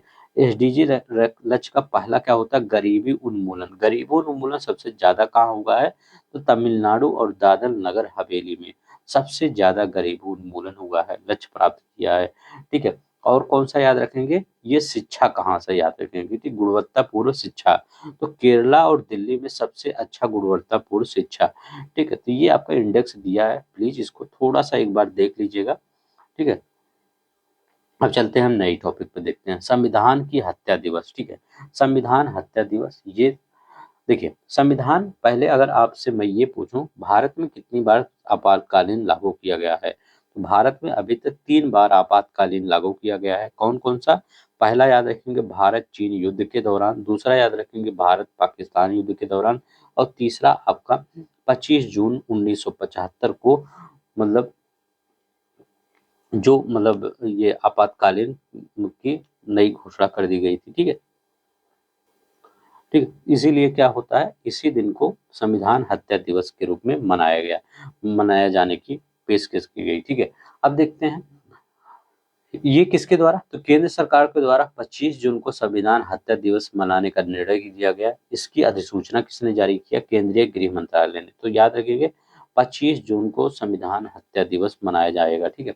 नेक्स्ट देखते हैं क्या कह रहा है, नेक्स्ट कह रहा है किस आधार पर 25 जून 1975 को आपातकाल की घोषणा की गई, तो 25 जून 1975 को आंतरिक गड़बड़ी, याद रखेंगे आंतरिक गड़बड़ी के आधार पर आपातकालीन की घोषणा कर दी गई थी, ठीक है। नेक्स्ट देखते हैं, अब यहाँ पर कह रहा है किस मंत्रालय ने संविधान हत्या दिवस के बारे में अधिसूचना जारी किया, तो केंद्रीय गृह मंत्रालय ने इस पर क्या किया था, अधिसूचना जारी किया था। नेक्स्ट देखते हैं, यहाँ पर देखते हैं 25 जून 1975 को लागू आपातकालीन के दौरान किस प्रकार का दुरुपयोग हुआ जिसके खिलाफ संविधान हत्या दिवस मनाया गया, ठीक है। तो किसका था, सत्ता का घोर दुरुपयोग, मतलब यहाँ पर जो अभी प्रस्ताव आया था, ठीक, अधिसूचना जारी किया गया, तो उसमें यही किया गया, कहा गया था कि सत्ता का घोर दुरुपयोग किया गया है, इसीलिए लगाया गया था, ठीक है। अब देखिए यहाँ पर क्या है, किसने 25 जून 1975 को काला अध्याय बताया और इसे लोकतंत्र विरोधी करार दिया। तो किसने ये काला अध्याय बताया और लोकतंत्र विरोधी करार दिया? तो ओम बिरला ने। कौन से? ओम बिरला ने। अब यहाँ पे केंद्र सरकार ने किस दिन को हैदराबाद मुक्ति दिवस के रूप में मनाने का निर्णय लिया गया? अब देखिए क्या हुआ था, जब भारत 15 अगस्त 1947 को आजाद हो गया, आजाद होने के 13 महीने तक कौन सा आजाद नहीं हुआ? हैदराबाद आजाद नहीं हुआ। यह किसके शासन अधीन चल रहा था? निजाम के शासन अधीन था। फिर भारत ने क्या हुआ? अब सैनिक भेजे, पुलिस की कार्रवाई के द्वारा जो ऑपरेशन हुआ, ऑपरेशन पोलो, याद रखिएगा, ऑपरेशन पोलो के तहत इसको हैदराबाद को मुक्त करा लिया गया, इसीलिए मुक्ति दिवस मनाया जाता है। तो ये कब मनाया? 17 सितंबर 1948 को। ठीक है। अब हर साल कब मनाया जाएगा? 17 सितंबर हैदराबाद को मुक्ति दिवस के रूप में मनाया जाएगा, 17 सितंबर को। नेक्स्ट देखते हैं, कह रहा है कि किस मंत्रालय ने हैदराबाद मुक्ति दिवस के बारे में अधिसूचना जारी की? तो किस मंत्रालय ने हैदराबाद मुक्ति दिवस के दिवस के बारे में अधिसूचना जारी किया? तो ये भी किसने जारी किया? ये भी गृह मंत्रालय ने ही जारी किया। ठीक है, जैसे उसको भी गृह मंत्रालय ने जारी किया, इसको भी। हैदराबाद की स्वतंत्रता कब मिली थी? तो हैदराबाद को स्वतंत्रता 17 सितंबर 1948 को मिली थी। नेक्स्ट देखते हैं, यहाँ पे कह रहा है कि हैदराबाद क्षेत्र 17 सितंबर 1948 को किस पुलिस कार्रवाई के बाद निजाम के शासन से मुक्त हुआ? ठीक है, तो ऑपरेशन पोलो ही था। ठीक है। अब यहाँ पर देखते हैं, यहाँ क्या करा, वैश्विक इंडिया इंडेक्स एआई शिखर सम्मेलन 2024 का आयोजन कब हुआ था? ये कब हुआ था वैश्विक इंडिया एआई शिखर सम्मेलन? तो ये कब हुआ? 3 से 4 जुलाई 2024 को हुआ। कहाँ पर हुआ? तो ये कहाँ हुआ? भारत मंडपम में हुआ। कहाँ पर? भारत मंडपम में हुआ। ग्लोबल इंडिया एआई समिट 2024 का आयोजन कहाँ हुआ? भारत मंडपम में हुआ। किस मंत्रालय के द्वारा किया गया? केंद्रीय इलेक्ट्रॉनिक्स और सूचना प्रौद्योगिकी मंत्रालय के द्वारा किया गया। इसके मंत्री कौन है? इसके मंत्री अश्विनी वैष्णव हैं। ठीक है। अब नेक्स्ट देखते हैं, यहाँ पर क्या है, वैश्विक इंडिया एआई शिखर सम्मेलन का उद्घाटन किस मंत्री ने किया? तो ये कौन, किस मंत्री ने? अश्विनी वैष्णव ने किया। अब देखिए यहाँ पर, एआई प्रशंसा दिवस प्रतिवर्ष किस तिथि को मनाया जाता है? एआई प्रशंसा दिवस ये कि प्रतिवर्ष किस दिवस को मनाया जाता है? 16 जुलाई को मनाया जाता है। नेक्स्ट देखते हैं, यहाँ पर क्या रहा है, एक मिनट, यहाँ कह रहा है कि संयुक्त राष्ट्र महासभा ने एआई पर एक ऐतिहासिक प्रस्ताव कब अंगीकृत किया? एआई पर एक ऐतिहासिक प्रस्ताव कब प्रस्तावित किया? तो किसने किया? संयुक्त राष्ट्र महासभा ने। ये कब प्रस्तावित किया? बताइए। 21 मार्च 2024 को। ठीक है, कब? 21 मार्च 2024 को, क्योंकि यहाँ पर 193 जो देश हैं सभी का समर्थन इसमें प्राप्त था। अब देखिए यहाँ पर, GPI global partnership on artificial intelligence की स्थापना कब हुई थी? तो बताइए, इसकी स्थापना कब हुई थी? किसकी? Global partnership on artificial intelligence. ठीक है, तो इसकी स्थापना कब हुई थी? याद रखेंगे, कब हुई थी? ये जून 1900 वो सॉरी जून 2020 में हुई थी। याद रखेंगे, जून 2020 में। नेक्स्ट देखते हैं, इंडिया एआई मिशन के लिए केंद्रीय मंत्रिमंडल ने बजट परिव्यय कब मंजूरी दी? तो बजट परिव्यय की मंजूरी कब दी थी? मार्च 2024 में। ठीक है, तो याद रखिएगा, मार्च 2024 में। देखते हैं, इंडिया एआई मिशन का कुल बजट परिव्यय कितना है? इंडिया एआई मिशन का कुल बजट परिव्यय कितना है? 10,371.92 करोड़। ठीक है, तो सी वाला आंसर हो जाएगा 10,371.92 करोड़। ठीक है, ये बहुत इंपॉर्टेंट है, याद रखेंगे। ठीक है, नेक्स्ट देखते हैं, इंडिया एआई कंप्यूटर क्षमता का उद्देश्य क्या है? इंडिया एआई कंप्यूटर क्षमता का आपका उद्देश्य क्या है? एआई स्टार्टअप की मदद करना। एआई स्टार्टअप की मदद करना, इसका यही उद्देश्य है। नेक्स्ट देखते हैं, अब देखिए, इंडिया एआई नवाचार केंद्र का मुख्य कार्य क्या होगा? इसका मुख्य कार्य क्या होगा? इसका मुख्य कार्य होगा अनुसंधान के क्षेत्र की शीर्ष प्रतिभाओं की तैनाती तथा प्रतिधारण सुनिश्चित करना। बी आंसर होगा। नेक्स्ट देखते हैं, 55 नंबर का है, इंडिया एआई फ्यूचर स्किल्स का उद्देश्य क्या है? तो इंडिया एआई फ्यूचर स्किल्स का उद्देश्य क्या है? सभी शैक्षणिक स्तरों पर एआई का विस्तार करना, ठीक है। तो याद रखिए फ्यूचर स्किल्स का मतलब इसमें सभी एआई, क्योंकि इस जो ये फ्यूचर स्किल्स का है इसमें कई घटक हैं, लगभग आपके 7 घटक हैं। कौन कौन से घटक हैं? यहाँ पर एआई इंडिया कंप्यूटर क्षमता है, इंडिया एआई नवाचार केंद्र है, एआई इंडिया डाटाबेस मंच है, एआई इंडिया डेवलपमेंट है, एआई इंडिया फ्यूचर है, ठीक है। तो फ्यूचर का ही यही पूछ रहा है, शिक्षा का प्रचार करना, ठीक है। तो ये याद रखें, बी वाला आंसर हो जाएगा।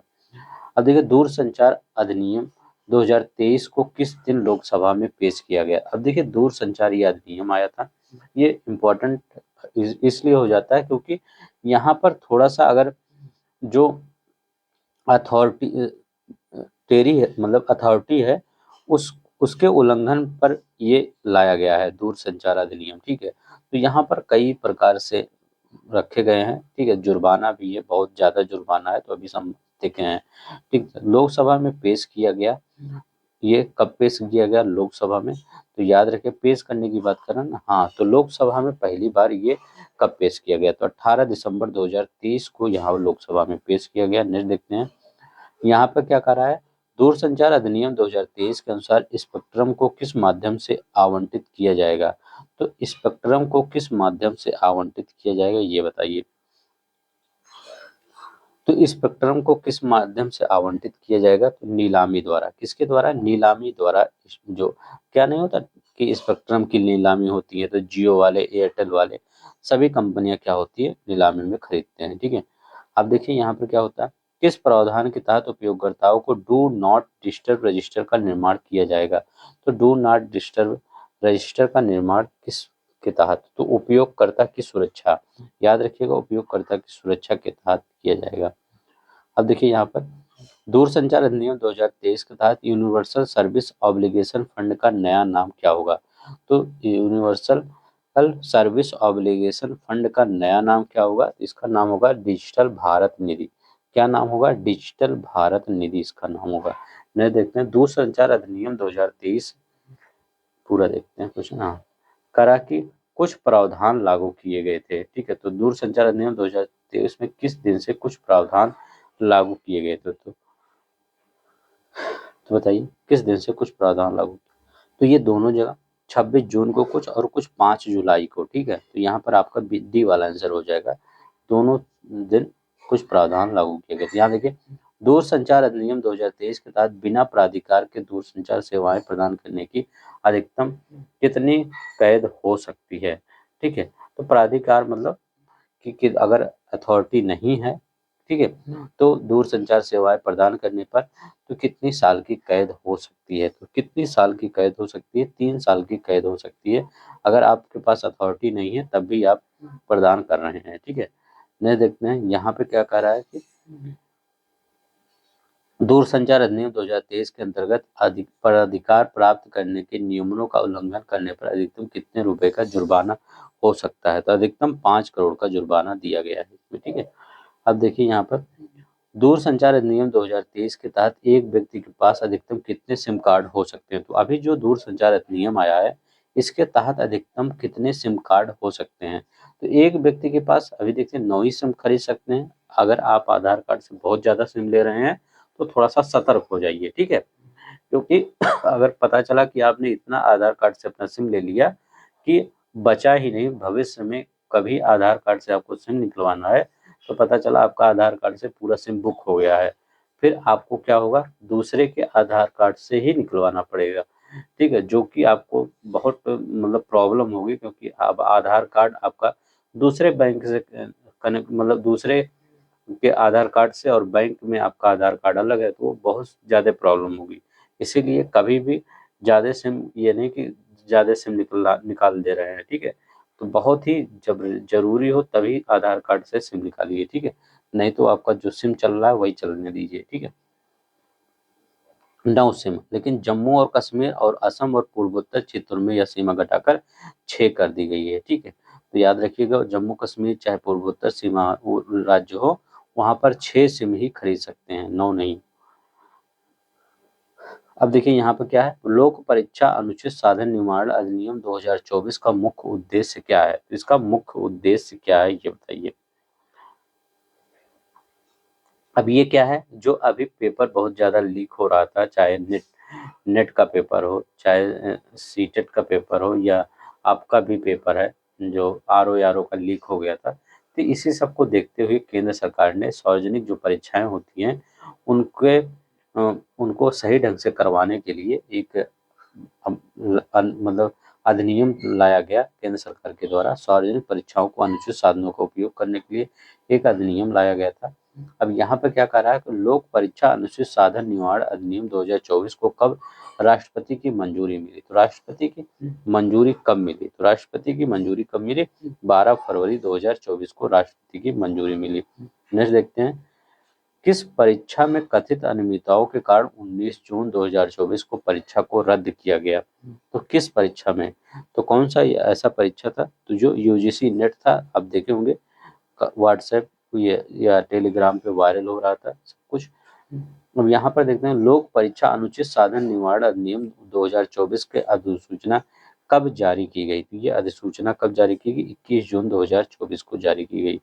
अब देखते हैं, ये किस मंत्रालय ने 18 जून 2024 को इस यूजीसी नेट परीक्षा को रद्द करने की घोषणा कर दी? केंद्रीय शिक्षा मंत्रालय ने कहा कि इसको रद्द किया जाए। अब देखिए, जो ये लोक परीक्षा अधिनियम आया है 2024, ये किस किस में काम आएगा, मतलब कहाँ कहाँ की परीक्षाओं में ये लागू होगा?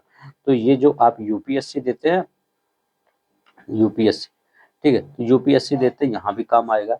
दूसरा कहाँ पे देता है? सीएस, आप जो कर्मचारी चयन आयोग, चाहे एसएससी हो, एसएससी जीडी हो, कोई भी एसएससी का पेपर देते हैं, उसमें भी ये लागू होगा। रेलवे की जो भर्ती होती है वहाँ भी लागू होगा, ठीक है।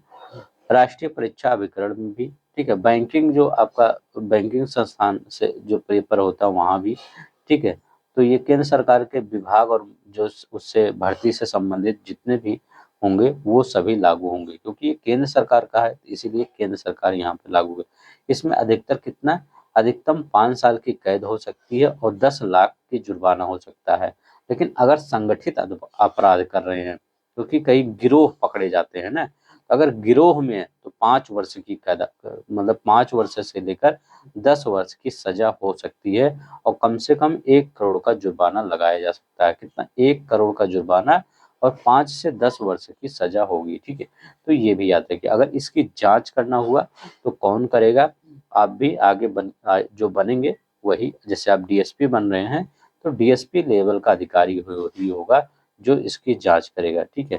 तो मैंने सब कुछ एक ही वर्ड में बता दिया। अब यहाँ पर देखते हैं, इस अधिनियम के तहत अनुचित साधनों पर इस्तेमाल करने के लिए कितनी सजा का प्रावधान है? तो इसमें कितनी सजा का प्रावधान है? तो याद रखेंगे, 3 से 5 वर्ष का प्रावधान है। कितना है? 3 से 5 वर्ष का प्रावधान है। नेक्स्ट देखते हैं, इसमें कह रहा है लोक परीक्षा अधिनियम 2024 के अंदर संगठित अपराध। देखिए, संगठित जब अपराध होगा तो 5 से 10 वर्ष हो जाता है, ठीक है। मतलब गिरोह जब होता है, ठीक है। एक, और कितना जुर्माना है? तो याद रखिएगा, 1 करोड़ का जुर्माना है गिरोह में, ठीक है। तो याद रखिएगा, और जो वैसे ही अपराध करेंगे वहाँ 10 लाख की जुर्माना है, लेकिन गिरोह वाले में 1 करोड़ का जुर्माना है। लोक परीक्षा अनुचित साधन अधिनियम 2024 के तहत जांच केवल निम्नलिखित रैंक के अधिकारियों को द्वारा किया जाएगा, जो न्यूनतम डीएसपी तो होना ही चाहिए, ठीक है।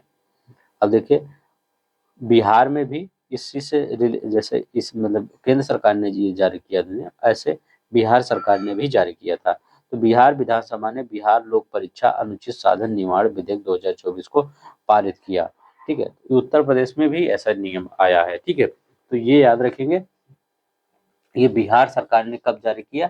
तो याद रखें, बिहार सरकार 24 जुलाई 2024 को जारी किया, ठीक है। सिर्फ इतना याद रखिए, बिहार सरकार ने भी। अब देखिए, नालंदा यूनिवर्सिटी से संबंधित क्वेश्चन बन रहे हैं। करें, नालंदा विश्वविद्यालय की स्थापना कब हुई थी? तो नालंदा विश्वविद्यालय की स्थापना कब हुई थी, ये बताइए। तो नालंदा अगर विश्वविद्यालय की स्थापना देखें तो 5वीं शताब्दी में हुआ था। कब हुआ था? 5वीं शताब्दी में नालंदा विश्वविद्यालय की स्थापना हुआ था। किसने स्थापना किया था? तो गुप्त वंश के शासक कुमार गुप्त प्रथम ने नालंदा विश्वविद्यालय का स्थापना किया था। किसने? कुमार गुप्त प्रथम ने। देखते हैं, यहाँ पे कह रहा है नालंदा विश्वविद्यालय परिषद का उद्घाटन किस दिन और किस वर्ष किया गया? तो याद रखिएगा, किस दिन और किस वर्ष किया गया था नालंदा विश्वविद्यालय परिसर का उद्घाटन। तो ये 19 जून 2024 को किया गया था। किसके द्वारा? प्रधानमंत्री मोदी के द्वारा ही किया गया था। ठीक है, किसके द्वारा? प्रधानमंत्री। देखिए, नालंदा विश्वविद्यालय को पुनर्द्वार मतलब इसको पुनर्जीवित करने के लिए सबसे पहले कौन कॉन्सेप्ट लाए थे? डॉक्टर एपीजे अब्दुल कलाम ने इसको पुनर्जीवित करने के लिए बातें आगे बताए थे। ठीक है, तो अभी ये पूरी तरह से जीवित हो गया और गवर्नमेंट ऑफ बिहार ने इसके लिए जमीनें भी प्रोवाइड किया है। ठीक है, अभी हम आगे भी देखेंगे। नालंदा विश्वविद्यालय अधिनियम 2010 के तहत इसे किस रूप में घोषित किया गया? तो इसको किस रूप में घोषित किया गया? राष्ट्रीय महत्व का ये संस्थान होगा। नालंदा विश्वविद्यालय का स्थायी परिषद किस स्थान पर स्थित है? नालंदा विश्वविद्यालय का स्थायी परिषद राजगीर में स्थित है। कहाँ पर स्थित है? राजगीर में। क्योंकि यहाँ पर देखिए, नालंदा विश्वविद्यालय को क्यों बनाया गया? क्योंकि पूर्वी शिखर सम्मेलन हुआ था, उसमें जो पूरब के राष्ट्र यहाँ पर दक्षिण पूर्वी राष्ट्र हैं, वो भी आगे आए थे इसको आगे बढ़ाने के लिए, नालंदा विश्वविद्यालय के पुनर्जन्म के लिए, मतलब पुनरुद्धार के लिए। नालंदा विश्वविद्यालय के कुला अध्यक्ष कौन है? तो इसके कुला अध्यक्ष राष्ट्रपति होते हैं। तो राष्ट्रपति द्रौपदी मुर्मू जी पहले इस समय की हैं। ठीक है, अब देखिए यहाँ पर स्मृति भूकंप संग्रहालय पर स्थित है। ठीक है, यहाँ पर देखते हैं स्मृति भूकंप संग्रहालय कहाँ पर स्थित है? बताइए। ये स्मृति भूकंप संग्रहालय, तो भूकंप कहाँ आया था? तो भूकंप कहाँ आया था? भुज में आया था। ठीक है, तो यहीं पर ठीक याद रखेंगे कहाँ पर है? भुज में। स्मृति भूकंप संग्रहालय वन कहाँ पर है? तो याद रखेंगे भुज में। सी वाला आंसर नेक्स्ट देते हैं। अब देखिए 26 जनवरी 2001 को गुजरात के में किस प्रकार का प्राकृतिक आपदा आई थी? तो 26 जनवरी 2001 को गुजरात में किस प्रकार की कब आया था? डेट याद रखिएगा 26 जनवरी 2001 पूछ लिया जाता अब भी डेट, क्योंकि यहाँ पर 12,000 से ज्यादा लोगों की मृत्यु हुई थी तो भूकंप से। अब देखिए यहाँ पे क्या कहा है, स्मृति भूकंप संग्रहालय को किस पुरस्कार के लिए अल्पबद्ध सूचीबद्ध किया गया? तो किस पुरस्कार के लिए? प्रिक्स वार्सल्स। ठीक है, याद रखिए प्रिक्स वार्सल्स। स्मृति भूकंप संग्रहालय का उद्घाटन कब किया गया था? ठीक है, तो स्मृति भूकंप संग्रहालय का उद्घाटन कब किया गया था ये बताइए। ये 28 अगस्त 2022 को किया गया था। याद रखें कब? 28 अगस्त 2022 को किया गया था। एक मिनट। ठीक, नेक्स्ट देखते हैं। क्या स्मृति भूकंप स्मारक को विश्व का सबसे बड़ा कौन सा वन स्थित है? मतलब जो स्मृति भूकंप स्मारक है तो विश्व का सबसे बड़ा इसमें जो स्मारक है इसी में विश्व का सबसे बड़ा वन है। ठीक है, तो वो कौन सा? Miyawaki one. ठीक है, कहाँ? Miyawaki one. ठीक है, ये वो जापान का कॉन्सेप्ट है मियावाकी वन। भारत के 18वीं लोकसभा चुनाव के लिए मतदान की प्रक्रिया कब संपन्न हुई? तो 18वीं जो लोकसभा चुनाव था इसमें मतदान की प्रक्रिया कब संपन्न हुई? तो याद रखिएगा 19 अप्रैल से 1 जून के मध्य चला। ये 19 अप्रैल से 1 जून के मध्य चला। अब देखते हैं यहाँ पे कह रहा है कि वर्ष 2024 के आम चुनाव में कितने मतदाता पंजीकृत थे? तो यहाँ पर कितने मतदाता पंजीकृत थे? तो कितने मतदाता पंजीकृत थे? 96.88। ठीक है, याद रखेंगे 96.88 करोड़ मतदाता कौन थे? ये पंजीकृत थे। नेक्स्ट देखते हैं क्या करा, किस जनजाति ने पहली बार आम चुनाव में मतदान किया? तो वो कौन सी जनजाति है जिन्होंने पहली बार मतदान में चुनाव किया? तो ये सोम्पेन जनजाति है। याद रखेंगे कौन सी जनजाति है? सोम्पेन जनजाति। नेक्स्ट देखते हैं करा, किस राज्य ने आम चुनाव 2024 में सबसे अधिक मतदान दर्ज किया? मतलब किस राज्य ने सबसे ज्यादा मतदान दर्ज किया? तो वो कौन है जो सबसे ज्यादा मतदान दर्ज किया? वो लद्दाख है। ठीक है, या वो सॉरी वो लक्षद्वीप है। ठीक है, तो लक्षद्वीप वो। नेक्स्ट देखते हैं 87 देखते हैं आम चुनाव 2024 में भारतीय जनता पार्टी ने कितनी सीटें जीती? भारतीय जनता पार्टी ने कितनी चीजें जीती थी? 240 सीटें भारतीय जनता पार्टी ने जीती थी। न देखिए कौन 18वें लोकसभा में सबसे कम आयु की महिला सांसद? देखिए दो चीजें हैं यहाँ पर। 18वीं जो लोकसभा अब कौन सी थी? 18वीं लोकसभा पर पूछ सकता है सबसे कम उम्र की महिला सांसद कौन है। ठीक है, पहला ये। दूसरा क्या है कि तो सबसे कम उम्र की महिला सांसद, ये सबसे कम उम्र के पुरुष सांसद, ठीक है। तो सबसे अगर कम उम्र के महिला सांसद कौन है, तो वो कौन है, प्रिया सरोज। दोनों लोग ही सरोज हैं, ठीक है। सबसे कम उम्र की महिला सांसद और जो सबसे कम उम्र के, ये भी 25 वर्ष की है, और जो पुष्पेंद्र सरोज, ठीक है, याद रखिए दोनों लोग का पास है नाम है पुष्पेंद्र सरोज। तो पुष्पेंद्र सरोज क्या है, ये भी 25 वर्ष के हैं, ठीक है, याद रखेंगे। ये भी 25 वर्ष के हैं पुष्पेंद्र सरोज, और प्रिया सरोज भी 25 वर्ष की हैं। अगर महिलाओं में सबसे कम उम्र किसका है, प्रिया सरोज का 25 वर्ष, और पुष्पेंद्र सरोज का ये भी 25 वर्ष के हैं। तो महिला पुरुष याद रखिएगा, यही सबसे ज्यादा कम उम्र के थे, ये चुनाव जीत गए। तो पुष्पेंद्र सरोज का कॉन्स्टिट्यूंसी कौन था, पुष्पेंद्र संसदीय कौशाम्बी संसदीय निर्वाचन क्षेत्र, याद रखें कौन सा, कौशाम्बी जो है, जो प्रयागराज के पास पड़ता है वहीं पर पड़ता है, ठीक है, याद रखिएगा किसका, कौशाम्बी। अब देखिए अगर हम किसके, प्रिया सरोज की बात करते हैं, किसका, सबसे युवा महिला प्रिया सरोज की, तो याद रखेंगे ये कहाँ से मतलब चुनी गई, ये मछली शहर, याद रखेंगे मछली शहर से चुनी गई, ठीक है, ये याद रखेगा। किस पार्टी से, दोनों लोग ही समाजवादी पार्टी से चुने गए, चाहे पुष्पेंद्र सरोज की बात करें चाहे प्रिया सरोज की बात करें, दोनों लोग ही समाजवादी पार्टी से चुने गए। अब देखते हैं प्रिया सरोज का जन्म कब हुआ था, तो प्रिया सरोज का जन्म कब हुआ था, 1998 में हुआ था। तो इतना इम्पोर्टेंट नहीं है कब जन्म हुआ था, सिर्फ याद रखिएगा प्रिया सरोज पुष्पेंद्र।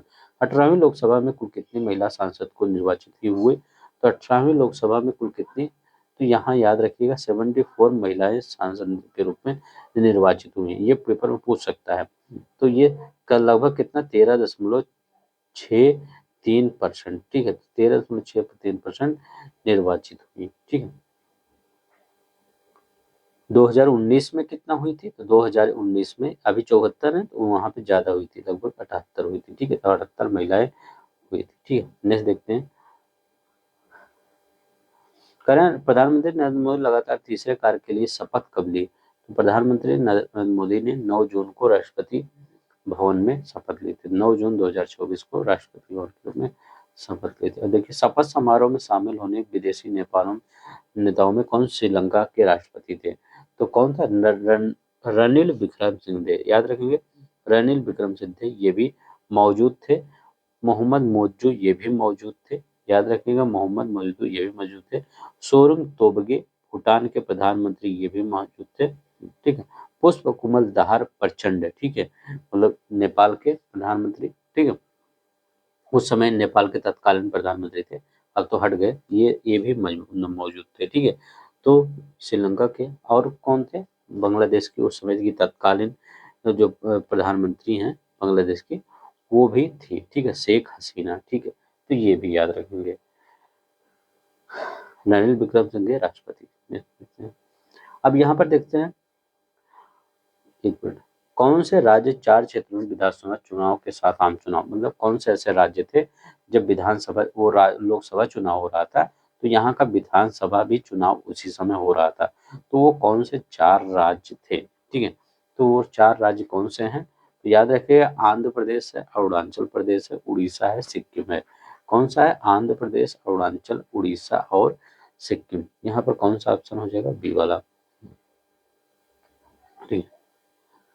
ने देखते हैं यहाँ क्या करा है, आंध्र प्रदेश की 15वीं विधानसभा का कार्यकाल कब समाप्त हुआ, तो अगर आंध्र प्रदेश की विधानसभा चुनाव को देखते हैं तो याद रखेंगे ये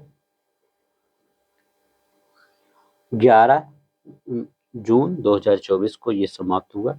जो आंध्र प्रदेश में पूछ सकता है, ये नहीं पूछेगा कब समाप्त हुआ, ये पूछ सकता है कि आंध्र प्रदेश में कुल कितनी सीटें हैं विधानसभा की, तो आंध्र प्रदेश में कुल कितनी सीटें हैं, 175 सीटें हैं किसकी, विधानसभा की, ठीक है, इसी पर निर्वाचन हुए। 29 सीटें एससी के लिए, अगर 29 सीटें बात करें वो एससी के लिए हैं, और 7 सीटें किसके लिए, 7 सीटें एसटी के लिए रिजर्व रखी गई थी, ठीक है। अब देखिए यहाँ पर कौन सी पार्टी जीती, तो याद रखेंगे एन चंद्रबाबू नायडू ने आंध्र प्रदेश के रूप में शपथ लिया, मतलब इनकी पार्टी कौन सी है, टीडीपी है, तेलुगु देशम पार्टी, ठीक है। इनके साथ कौन थी, बीजेपी थी, जनसेना थी, का गठबंधन था, भारी मतों से जीते, जो ये YSRCP है उसको बहुत बड़ी हार का मतलब विपक्ष का दर्जा भी नहीं मिला। ठीक है, और ये चौथी बार पद ग्रहण किए कौन? चंद्रबाबू नायडू। आंध्र प्रदेश के विधानसभा में कुल सीटों की संख्या कितनी है? तो 175 अभी हमने बताया है। यहाँ पे कह रहा है कि आंध्र प्रदेश विधानसभा चुनाव 2024 का मतदान कब संपन्न हुआ? ठीक है, तो ये कह रहा है कब संपन्न हुआ? 13 मई 2024 को संपन्न हुआ। इम्पोर्टेंट नहीं, ये इम्पोर्टेंट है। आंध्र प्रदेश की इस पार्टी को विधानसभा चुनाव में भारी हार का सामना करना पड़ा। YSRCP, ठीक है, YSRCP को भारी हार का सामना करना पड़ा। अब यहाँ पे देखिए उड़ीसा में विधानसभा निर्वाचन क्षेत्रों की कुल संख्या कितनी है? तो उड़ीसा में विधानसभा निर्वाचन क्षेत्रों की कुल संख्या कितनी है? तो उड़ीसा में भी चुनाव हुआ था। यहाँ पर मुख्यमंत्री कौन बनाए गए? मोहन चरण मांझी। अभी आंध्र प्रदेश में चंद्रबाबू नायडू बनाए गए। ठीक है, तो यहाँ पर विधानसभा की अगर सीटें देख 147 है। कितनी है? 147। नेक्स्ट देखते हैं उड़ीसा विधानसभा चुनाव 2024 में भारतीय जनता पार्टी ने कितनी सीटें जीतकर समान बहुमत हासिल किया? तो बहुमत किसको मिला? बीजेपी को मिला। ठीक है, कितनी सीटें जीता? किसने जीता? ये बीजेपी ने। तो बीजेपी ने कितनी सीटें दी? 147 सीट, 78 सीटें, याद रखिएगा। 147 सीट है, 78 सीटें जीतकर समान सिंपल मेजोरिटी हासिल कर लिया है। ठीक है, ये 78। नहीं देखते हैं यहाँ पे क्या कह रहा है कि अरुणाचल प्रदेश में विधानसभा निर्वाचन क्षेत्रों में कितनी सीटें अनुसूचित जाति एसटी के लिए आरक्षित है? तो ये कितनी सीटें कहाँ पर? अरुणाचल प्रदेश की बात कर रहे हैं। तो कितनी सीटें किसके लिए? ये एससी के लिए ठीक है। अरुणाचल प्रदेश विधानसभा में कितनी सीटें हैं? तो सब मिला के ये कुछ सब मिला के 60 सीटें हैं। अगर हम एससी की बात करें तो 59 सीटें, 59 सीटें किसके लिए? एसटी के लिए। ठीक है, अब सोचिए 60 सीटें हैं, उसमें 59 सीटें किसके लिए है? एसटी के लिए निर्वाचित है, मतलब वो आरक्षित है। ठीक है, ये भी अपने आप में बहुत बड़ी बात है। ठीक है, कहाँ पर? अरुणाचल प्रदेश में विधानसभा चुनाव हुए थे। ठीक है, अब इसके मतलब मुख्यमंत्री के रूप में कौन बने हैं? तो बीजेपी के नेता हैं पेमा खांडू। ठीक है, पेमा खांडू ये लगातार तीसरे कार्यकाल के लिए मुख्यमंत्री के रूप में शपथ लिए। उड़ीसा में कौन लिए थे? अभी हमने बताया। उड़ीसा में कौन थे? उड़ीसा में मोहन चरण मांझी थे। कौन थे? उड़ीसा में मोहन चरण मांझी थे। लेकिन उप मुख्यमंत्री कौन थे? दो उप मुख्यमंत्री उड़ीसा में बनाए गए थे। कौन कौन से दो उप मुख्यमंत्री बनाए थे?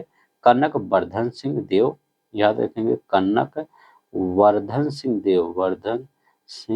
देव, और परविदा पार्वती परिदा। ठीक है, पार्वती उप मुख्यमंत्री, पार्वती परिदा, ये उप मुख्यमंत्री बनाए गए। नेक्स्ट देखते हैं अरुणाचल प्रदेश विधानसभा चुनाव में भाजपा ने कितनी सीटें जीतकर बहुमत प्राप्त किया? तो इसमें अरुणाचल प्रदेश में भाजपा ने कितनी सीटें जीती? याद रखिएगा, कितनी सीटें जीती? 46 सीटें। ठीक है, तो याद रखेंगे 46 सीटें जीतकर भाजपा निर्विरोध। 10 यहाँ पर अरुणाचल प्रदेश में 10 विधानसभा सीटों में बीजेपी निर्विरोध विजयी घोषित कर दी, मतलब दूसरा पक्ष कोई था ही नहीं। अब यहाँ पर देखते हैं सिक्किम विधानसभा सॉरी सिक्किम विधानसभा चुनाव 2024 में मुख्यमंत्री पेमा सिंह तमांग किस पार्टी के नेता हैं? तो पेमा सिंह तमांग सिक्किम क्रांतिकारी मोर्चा एसकेएम के नेता हैं। ठीक है, नेक्स्ट देखते हैं सिक्किम विधानसभा निर्वाचन की कुछ की सीटों की संख्या कितनी है? तो सिक्किम में जो कितनी सीटें हैं? 32 ही सीटें हैं। 40 सबसे कम होना चाहिए, लेकिन जहां पर जनसंख्या नहीं वहां पर क्या करेंगे, तो वहां 32 ही कर दिए। ठीक है, 32 सीटें। अब यहाँ पर क्या है? धार्मिक अल्पसंख्यकों की हिस्सेदारी पर प्रकाशित अध्ययन का नाम क्या है? तो क्या है? अल्पसंख्यकों की हिस्सेदारी एक अंतर्देशीय विश्लेषण 1950 से 2015। अब देखिए यहाँ पर क्या हुआ था कि एक रिसर्च किया गया था कि कहाँ पर कौन बहुसंख्यक में है, कौन अल्पसंख्यक में है। अब यहाँ पर बहुत इंपॉर्टेंट डेटा आया है 1950 से अभी तक डेटा आया 2015 तक। इसमें कहा गया है भारत में बहुसंख्यक हिंदू समुदाय की कुल जनसंख्या की हिस्सेदारी कितनी थी? अगर कब पूछा गया 1950 में भारत में हिंदू समुदाय की जनसंख्या कितनी थी? तो भारत में हिंदू समुदाय की जनसंख्या कितनी थी?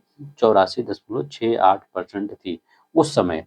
अभी देखते हैं 1950 से 2015 के मध्य भारत में मुस्लिम आबादी की हिस्सेदारी कितने परसेंट वृद्धि हुई है? तो मुस्लिम आबादी की हिस्सेदारी कितने परसेंट वृद्धि हुई है? तो याद रखेंगे 43.15% की वृद्धि हुई है। कब? 1950 से 2015 के मध्य मुस्लिम में 43.15 वृद्धि हुई है। और इसमें देखते हैं भारतवर्ष में 1950 से 2015 में बौद्ध की जनसंख्या हिस्सेदारी में कितनी परसेंट वृद्धि हुई है? ठीक है, तो बौद्ध में कितना हुआ है? बहुत ही कम, 0.05 से 0.81%। ठीक है, कहीं आपको देखने को मिलते हैं आपके आसपास बौद्ध? शायद रेयर केस में ही मिलते होंगे। ठीक है, हाँ, तो बहुत ही रेयर केस में, गांव में तो बहुत ही कम मिलते हैं, शहर में अक्सर कहीं मिल जाते हैं। ठीक है, तो ये याद रखेंगे। नेक्स्ट देखते हैं, भारत में जैन समुदाय की हिस्सेदारी 1950 में कितनी थी? अगर जैन समुदाय को हिस्सेदारी 1950 में देखा जाए तो 0.45% थी। यहाँ पर देखते हैं, कह रहा है कि कब नागरिकता संशोधन अधिनियम 2019 को संसद में पारित किया गया? तो ये कब पारित किया गया? तो 11 दिसंबर 2019 को ये पारित किया गया। कब? नागरिकता संशोधन अधिनियम 2019 कब? 11 दिसंबर 2019 को पारित किया गया। ठीक है, यहाँ पर क्या है, नागरिकता संशोधन अधिनियम 2024 को कब अधिसूचित किया गया? तो ये कब? 11 मार्च 2024 को। कुछ बदलाव करने थे इसलिए अधिसूचित। ठीक है, तो क्या 11 मार्च 2024 को ये अधिसूचित किया गया। ठीक है, नेक्स्ट देखते हैं क्या करा है। नागरिकता संशोधन अधिनियम 2019 के तहत भारत में नागरिकता के लिए आवेदकों को किन बातों के प्रमाण प्रस्तुत करना होगा? ठीक है, अगर 2019 के तहत भारत में नागरिकता अगर आवेदन करना हो तो किस, तो क्या है, धर्म, मूल देश, भारत में प्रवेश करने की तारीख, एक भारतीय भाषाओं का ज्ञान होना चाहिए। चाहे धर्म हो, चाहे मूल देश, या भारत में प्रवेश करने की तारीख, या एक भारतीय भाषाओं का ज्ञान होना चाहिए, तब आप यहाँ पर नागरिक बन जाएंगे। ठीक है, 2014 के बाद जो आए हैं। किस दिन से नागरिकता अधिनियम 2019 लागू होने की घोषणा की गई थी? ठीक है, तो ये 10 जनवरी 2020 को। ठीक है, इसी दिन से नागरिकता अधिनियम 2019 लागू करने की घोषणा की गई थी। यहाँ पर देखते हैं किस समुदाय के प्रवासियों को नागरिकता अधिनियम 2019 के तहत लाभ होगा? बताइए। तो किस, ये हिंदू हैं, सिख हैं, बौद्ध हैं, जैन, पारसी हैं, ईसाई हैं। इनको लाभ होने वाला है, चाहे हिंदू, सिख, बौद्ध, जैन, पारसी और ईसाई, मतलब दूसरे देशों से यहाँ पर आ सकते हैं। ठीक है, ठीक है, और उनको नागरिकता आसानी से मिल जाएगी। ठीक है, नेक्स्ट देखते हैं। अच्छा, एक क्वेश्चन में पिछला में था, यहाँ पर एक क्वेश्चन था कि जो गैर मुस्लिम देश हैं, चाहे म्यांमार की बात करें, चाहे भारत की बात करें, चाहे नेपाल की, यहाँ बहुसंख्यक जो धार्मिक संप्रदाय है उसकी हिस्सेदारी में क्या हुआ है? जैसे भारत में क्या है, हिंदू है, म्यांमार में बौद्ध है, ठीक है, और नेपाल में भी हिंदू है। तो यहाँ पर जो बहुसंख्यक धार्मिक संप्रदाय है, क्या उसके उसमें जनसंख्या में वृद्धि हुई है या गिरावट हुई है? तो याद रखिएगा, यहाँ पर गिरावट हुई है। जो बहुसंख्यक हैं, मतलब हिंदुओं में गिरावट हुई है, बौद्धों में गिरावट हुई है। ठीक है, तो ये याद रखेंगे।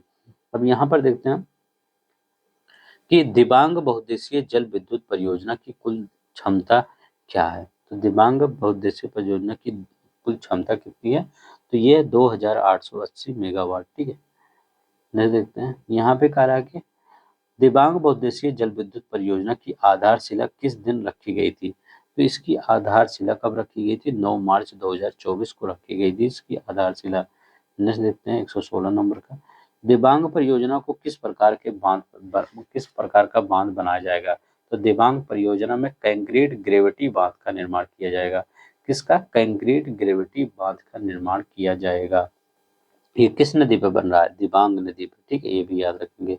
अब देखिए यहाँ पर क्या कर रहा है, दिबांग बहुउद्देशीय जल विद्युत परियोजना को प्रतिवर्ष कितने मिलियन यूनिट जल विद्युत का उत्पादन होने की उम्मीद है? तो कितने मिलियन यूनिट जल विद्युत उत्पादन होने की उम्मीद है, ये बताइए। लगभग 11,223 मिलियन, याद रखेंगे 11,223। थोड़ा सा समय इसलिए देता हूँ ताकि आप पढ़े होंगे तो कर लें। दिबांग परियोजना का विकास किस कंपनी द्वारा किया जाएगा? एनएचपीसी लिमिटेड द्वारा किया जाएगा। ठीक है। सीता सेला टनल, ठीक है। सेला टनल, सेला सुरंग की आधारशिला कब रखी गई थी? बताइए, सेला सुरंग की आधारशिला कब रखी गई थी? तो ये कब रखी गई थी? 9 फरवरी 2019 को रखी गई थी। कब? 9 फरवरी 2019 को। नेक्स्ट देखते हैं, सेला सुरंग समुद्र तल से कितनी ऊंचाई पर स्थित है? सेला सुरंग समुद्र तल से 13,000 फीट की ऊंचाई पर स्थित है। सेला सुरंग किस सड़क को जोड़ती है? बालीपारा चार द्वार तवांग सड़क को ये जोड़ता है सेला सुरंग। कौन? बालीपारा चार द्वार और तवांग सड़क को। नेक्स्ट देखते हैं, अब यहाँ पे क्या कह रहा है कि सेला सुरंग का निर्माण किस विधि द्वारा किया गया है? तो सेला सुरंग का निर्माण किस विधि द्वारा किया गया है? तो न्यू ऑस्ट्रियन टनलिंग विधि द्वारा। ठीक है, न्यू ऑस्ट्रियन टनलिंग विधि द्वारा किया गया इसका निर्माण। अब यहाँ पे कह रहा है क्या? सेला सुरंग को भारत की सबसे ऊंची सुरंग का दर्जा कब मिला? तो भारत में सबसे ऊंची का दर्जा इसको कब मिला? सेला सुरंग को 7 मई 2024 को। ठीक है, कब? 7 मई 2024। ब्राक्सा पुल को विश्व का सबसे ऊंचा मल्टी स्पैन पुल कब मान्यता प्राप्त हुई? तो किसको? ब्राक्सा पुल को विश्व का सबसे ऊंचा मल्टी स्पैन पुल है। ठीक है, तो ये 8 मई 2024 को। ठीक है, कब? 8 मई 2024 को। ठीक है, सीमा सड़क संगठन द्वारा 14,900 फीट की ऊंचाई पर इसका निर्माण किया गया है। ब्रांगसा पुल की ऊंचाई कितनी है? 14,900 फीट। ठीक, याद रहेंगे। ब्रांगसा पुल का निर्माण किस नदी पर किया गया है? ब्रांगसा पुल का निर्माण किस नदी पर किया गया? ये भी श्योक नदी पर। ठीक है, तो श्योक नदी पर ब्रांगसा पुल का निर्माण किस नदी पर? श्योक नदी पर, ये याद रखिएगा। अब देखिए, लचित बरखम, ठीक है, याद रखो, ये भी बहुत इंपॉर्टेंट है। सौर की प्रतिमूर्ति, ठीक है, किसकी बात कर रहे हैं? सौर की प्रतिमूर्ति लचित बरफुकन। ठीक है, अब देखिए, लचित बरफुकन का जन्म कब हुआ था? तो लचित बरफुकन का जन्म कब हुआ था? ये आपका 24 नवंबर 1622 ईस्वी में हुआ था। ठीक है, 24 नवंबर 1622 ईस्वी। नेक्स्ट देखते हैं, यहाँ पे कह रहा है लचित बरफुकन को किस युद्ध में मुगलों को पराजित किया था? मतलब लचित बरफुकन, औरंगजेब उस समय शासक था, वो मुगल सैनिकों को भेजा था, लेकिन क्या हुआ था? सराय घाट का युद्ध हुआ था। ठीक है, सराय घाट का युद्ध हुआ था। इसमें क्या हुआ था? लचित बरफुकन की सेना ने इसको मुगलों को पराजित किया। ओके, ये बहुत इंपॉर्टेंट है, सराय घाट का युद्ध। ठीक है, तो सराय घाट के युद्ध में कब हुआ था? सराय घाट का युद्ध 1671 में। 1671 में सराय घाट का युद्ध हुआ था। उसमें लचित बरफुकन ने युद्ध में मुगलों को पराजित किया था। ठीक है, नेक्स्ट देखते हैं, यहाँ पे क्या करा कि लचित बरफुकन की कांस्य प्रतिमा की ऊंचाई क्या है? तो लचित बरफुकन की कांस्य प्रतिमा की ऊंचाई क्या है? तो याद रखिएगा, 84 फीट है। लचित बरफुकन की प्रतिमा का अनावरण किया गया, तो ये इनकी प्रतिमा का अनावरण कब किया गया? तो इसकी प्रतिमा का 9 मार्च 2024 को किया गया, पीएम मोदी द्वारा, जोरहाट असम में। ठीक है, कहाँ पर? जोरहाट असम में, 9 मार्च 2024 को। नेक्स्ट देखते हैं, एकात्मकता की मूर्ति किसका प्रतिनिधित्व करती है? तो एकात्मकता की मूर्ति की statue of oneness. Statue of oneness मतलब ये मध्य प्रदेश के उस समय के मुख्यमंत्री थे शिवराज सिंह चौहान ने गुरु आदि शंकराचार्य की विशाल मूर्ति था, इसका अनावरण किया था। किसकी है? कितनी ऊंचाई है इसका? 108 फीट की ये ऊंचाई है। ठीक है, तो किसकी मतलब मूर्ति है? आदि गुरु शंकराचार्य की। ठीक है, तो ये किसकी? आदि गुरु शंकराचार्य की। नेक्स्ट देखते हैं, एकात्मकता की मूर्ति की कुल ऊंचाई कितनी है? तो इसकी ऊंचाई कितनी है?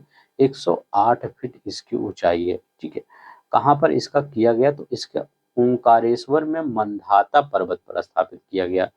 कहाँ पर? ओंकारेश्वर के मंधाता पर्वत पर। कौन सा जिला है? तो ये जिला याद रखिए, खंडवा जिला का पुनासा तहसील है। कौन सा? खंडवा जिला का ये पुनासा तहसील है। 108 फीट की मूर्ति।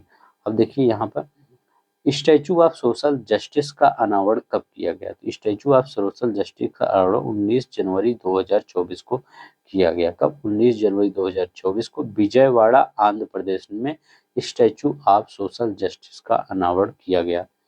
ठीक है। अब ये क्या है? ब्रोंज की प्रतिमा है। कितना किसकी है? ब्रोंज की प्रतिमा है। 125 फीट की ये ऊंचाई पर है। ठीक है।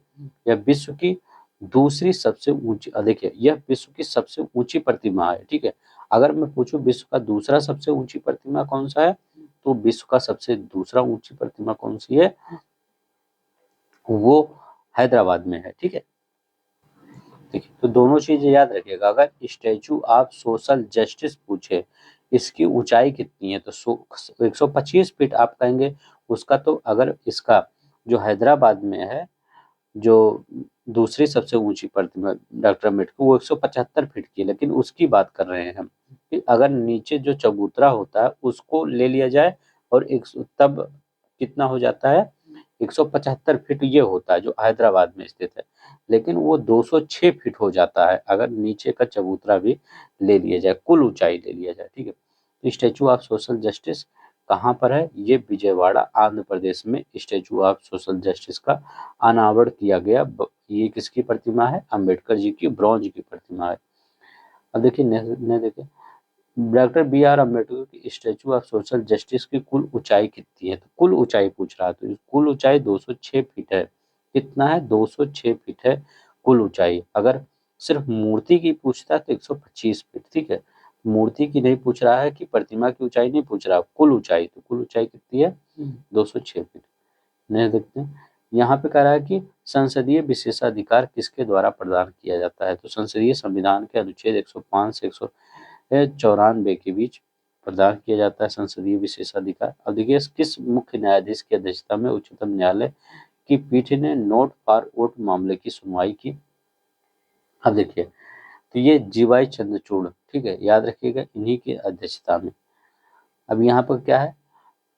नोट फॉर वोट मामले में उच्चतम न्यायालय ने किस पुराने मामले के फैसले को खारिज कर दिया? तो ये पीवी नरसिम्हा राव बनाम राज्य 1988 में ये आया था। इसमें कहा गया था कि अगर क्या होता है इसमें जानते हैं? तो अब तक पिछले क्या होता था, अगर रिश्वत देके वहां पर पार्लियामेंट में बोला जा रहा, मान लीजिए मैं सांसद हूँ तो मुझे किसी बहुत बड़े बिजनेसमैन ने पैसा दे दिया गया कि आप यही यही बोल दीजिए, तो वो रिश्वत कहलाएगी, वो अनएथिकल है, वो सही नहीं है। ठीक है, सदन के लिए। तो उस पर क्या होता था पहले, क्योंकि इनको सांसद को विशेषाधिकार मिला रहता था, इन पर जानते हुए भी कोई कार्रवाई नहीं होती थी, तो इसीलिए उसको रद्द कर दिया गया। ठीक है। कौन सा?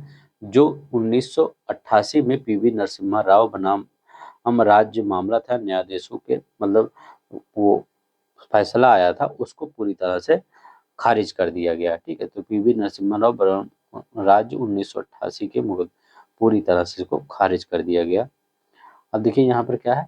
उच्चतम न्यायालय के इस फैसले पर संसद और विधानमंडल सदस्यों को किस मामले में संसदीय विशेष अधिकार के तहत प्रतिरक्षा प्राप्त नहीं होगी? तो मतदान के लिए, रिश्वत लेने के लिए। ठीक है। तो याद रखिए किसके लिए?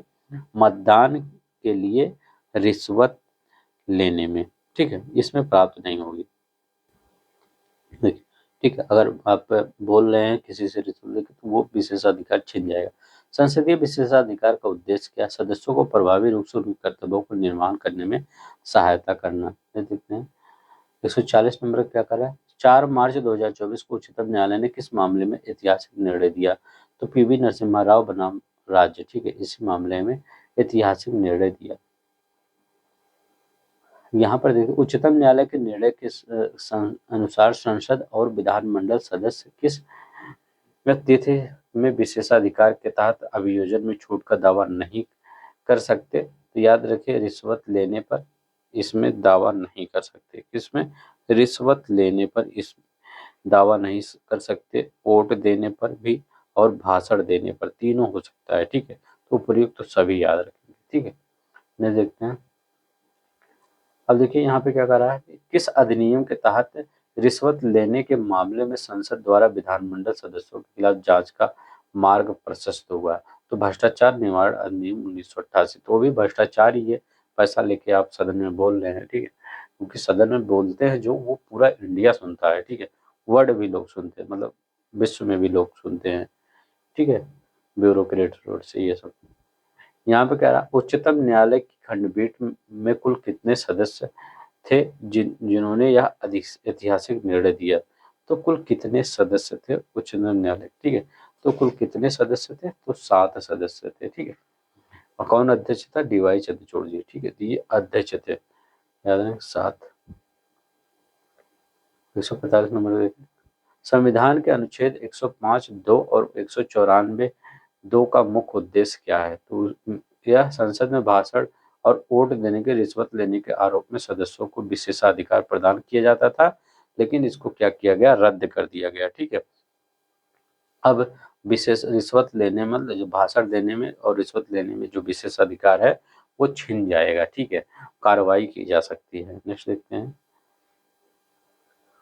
बस 145 ही क्वेश्चन था। अभी इसमें एक पार्ट और आएगा सबका राष्ट्रीय में, मैं थोड़ा थोड़ा करवाता हूँ ताकि आपको एकदम जल्दी ही वो पार्ट आ जाएगा, 1 ही 2 दिन में आ जाएगा, ठीक है। हाँ, आपसे एक चीज बताना चाह रहा था कि अभी एक क्विज का बुक आया है, घटना चक्र का, ठीक है, क्विज का जो बुक आया है उसको भी मैं, अगर आप कहेंगे तो उसको भी करवा दूंगा, ठीक है, उसको मैं डेली बेसिस पे ला दूंगा, ठीक है, और रात में 9 बजे, अब देखता हूँ अगर टाइम मिल जाता है तो डेली रात में 9 बजे ये तो करवाऊंगा ही, जो करवा रहा हूँ उसको भी करवा दूंगा, क्योंकि उसमें वो बुक ही पढ़ा दूंगा, उसमें पीडीएफ बनाना नहीं रहेगा, तो मैं पूरी तरह से डेली ला सकता हूँ वीडियो, ठीक है, अगर आप कहेंगे तो, ठीक है। वो सिर्फ क्विज इसमें दिया रहेगा, जो अभी आप करंट पढ़ रहे हैं ना, जो ये तो मैं बनाता हूँ, वो खुद घटना चक्र वाले ही बनाए हैं पूरा, और वो जो फॉर्मेट है उसमें ऑप्शन, मतलब स्टेटमेंट कई में है, ठीक है। तो आप बताइएगा, कमेंट बॉक्स में कर दीजिएगा, अगर पढ़ना होगा तो मैं पढ़ा दूंगा, ठीक है। तो चलते हैं, आज के लिए इतना ही। अगर थोड़ा सा अच्छा लगेगा तो प्लीज़ लाइक कर दीजिएगा, शेयर कर दीजिएगा, क्योंकि बोलते बोलते अभी मेरा एनर्जी पूरी तरह से डाउन हो गया है, ठीक है। तो जय हिंद, जय भारत।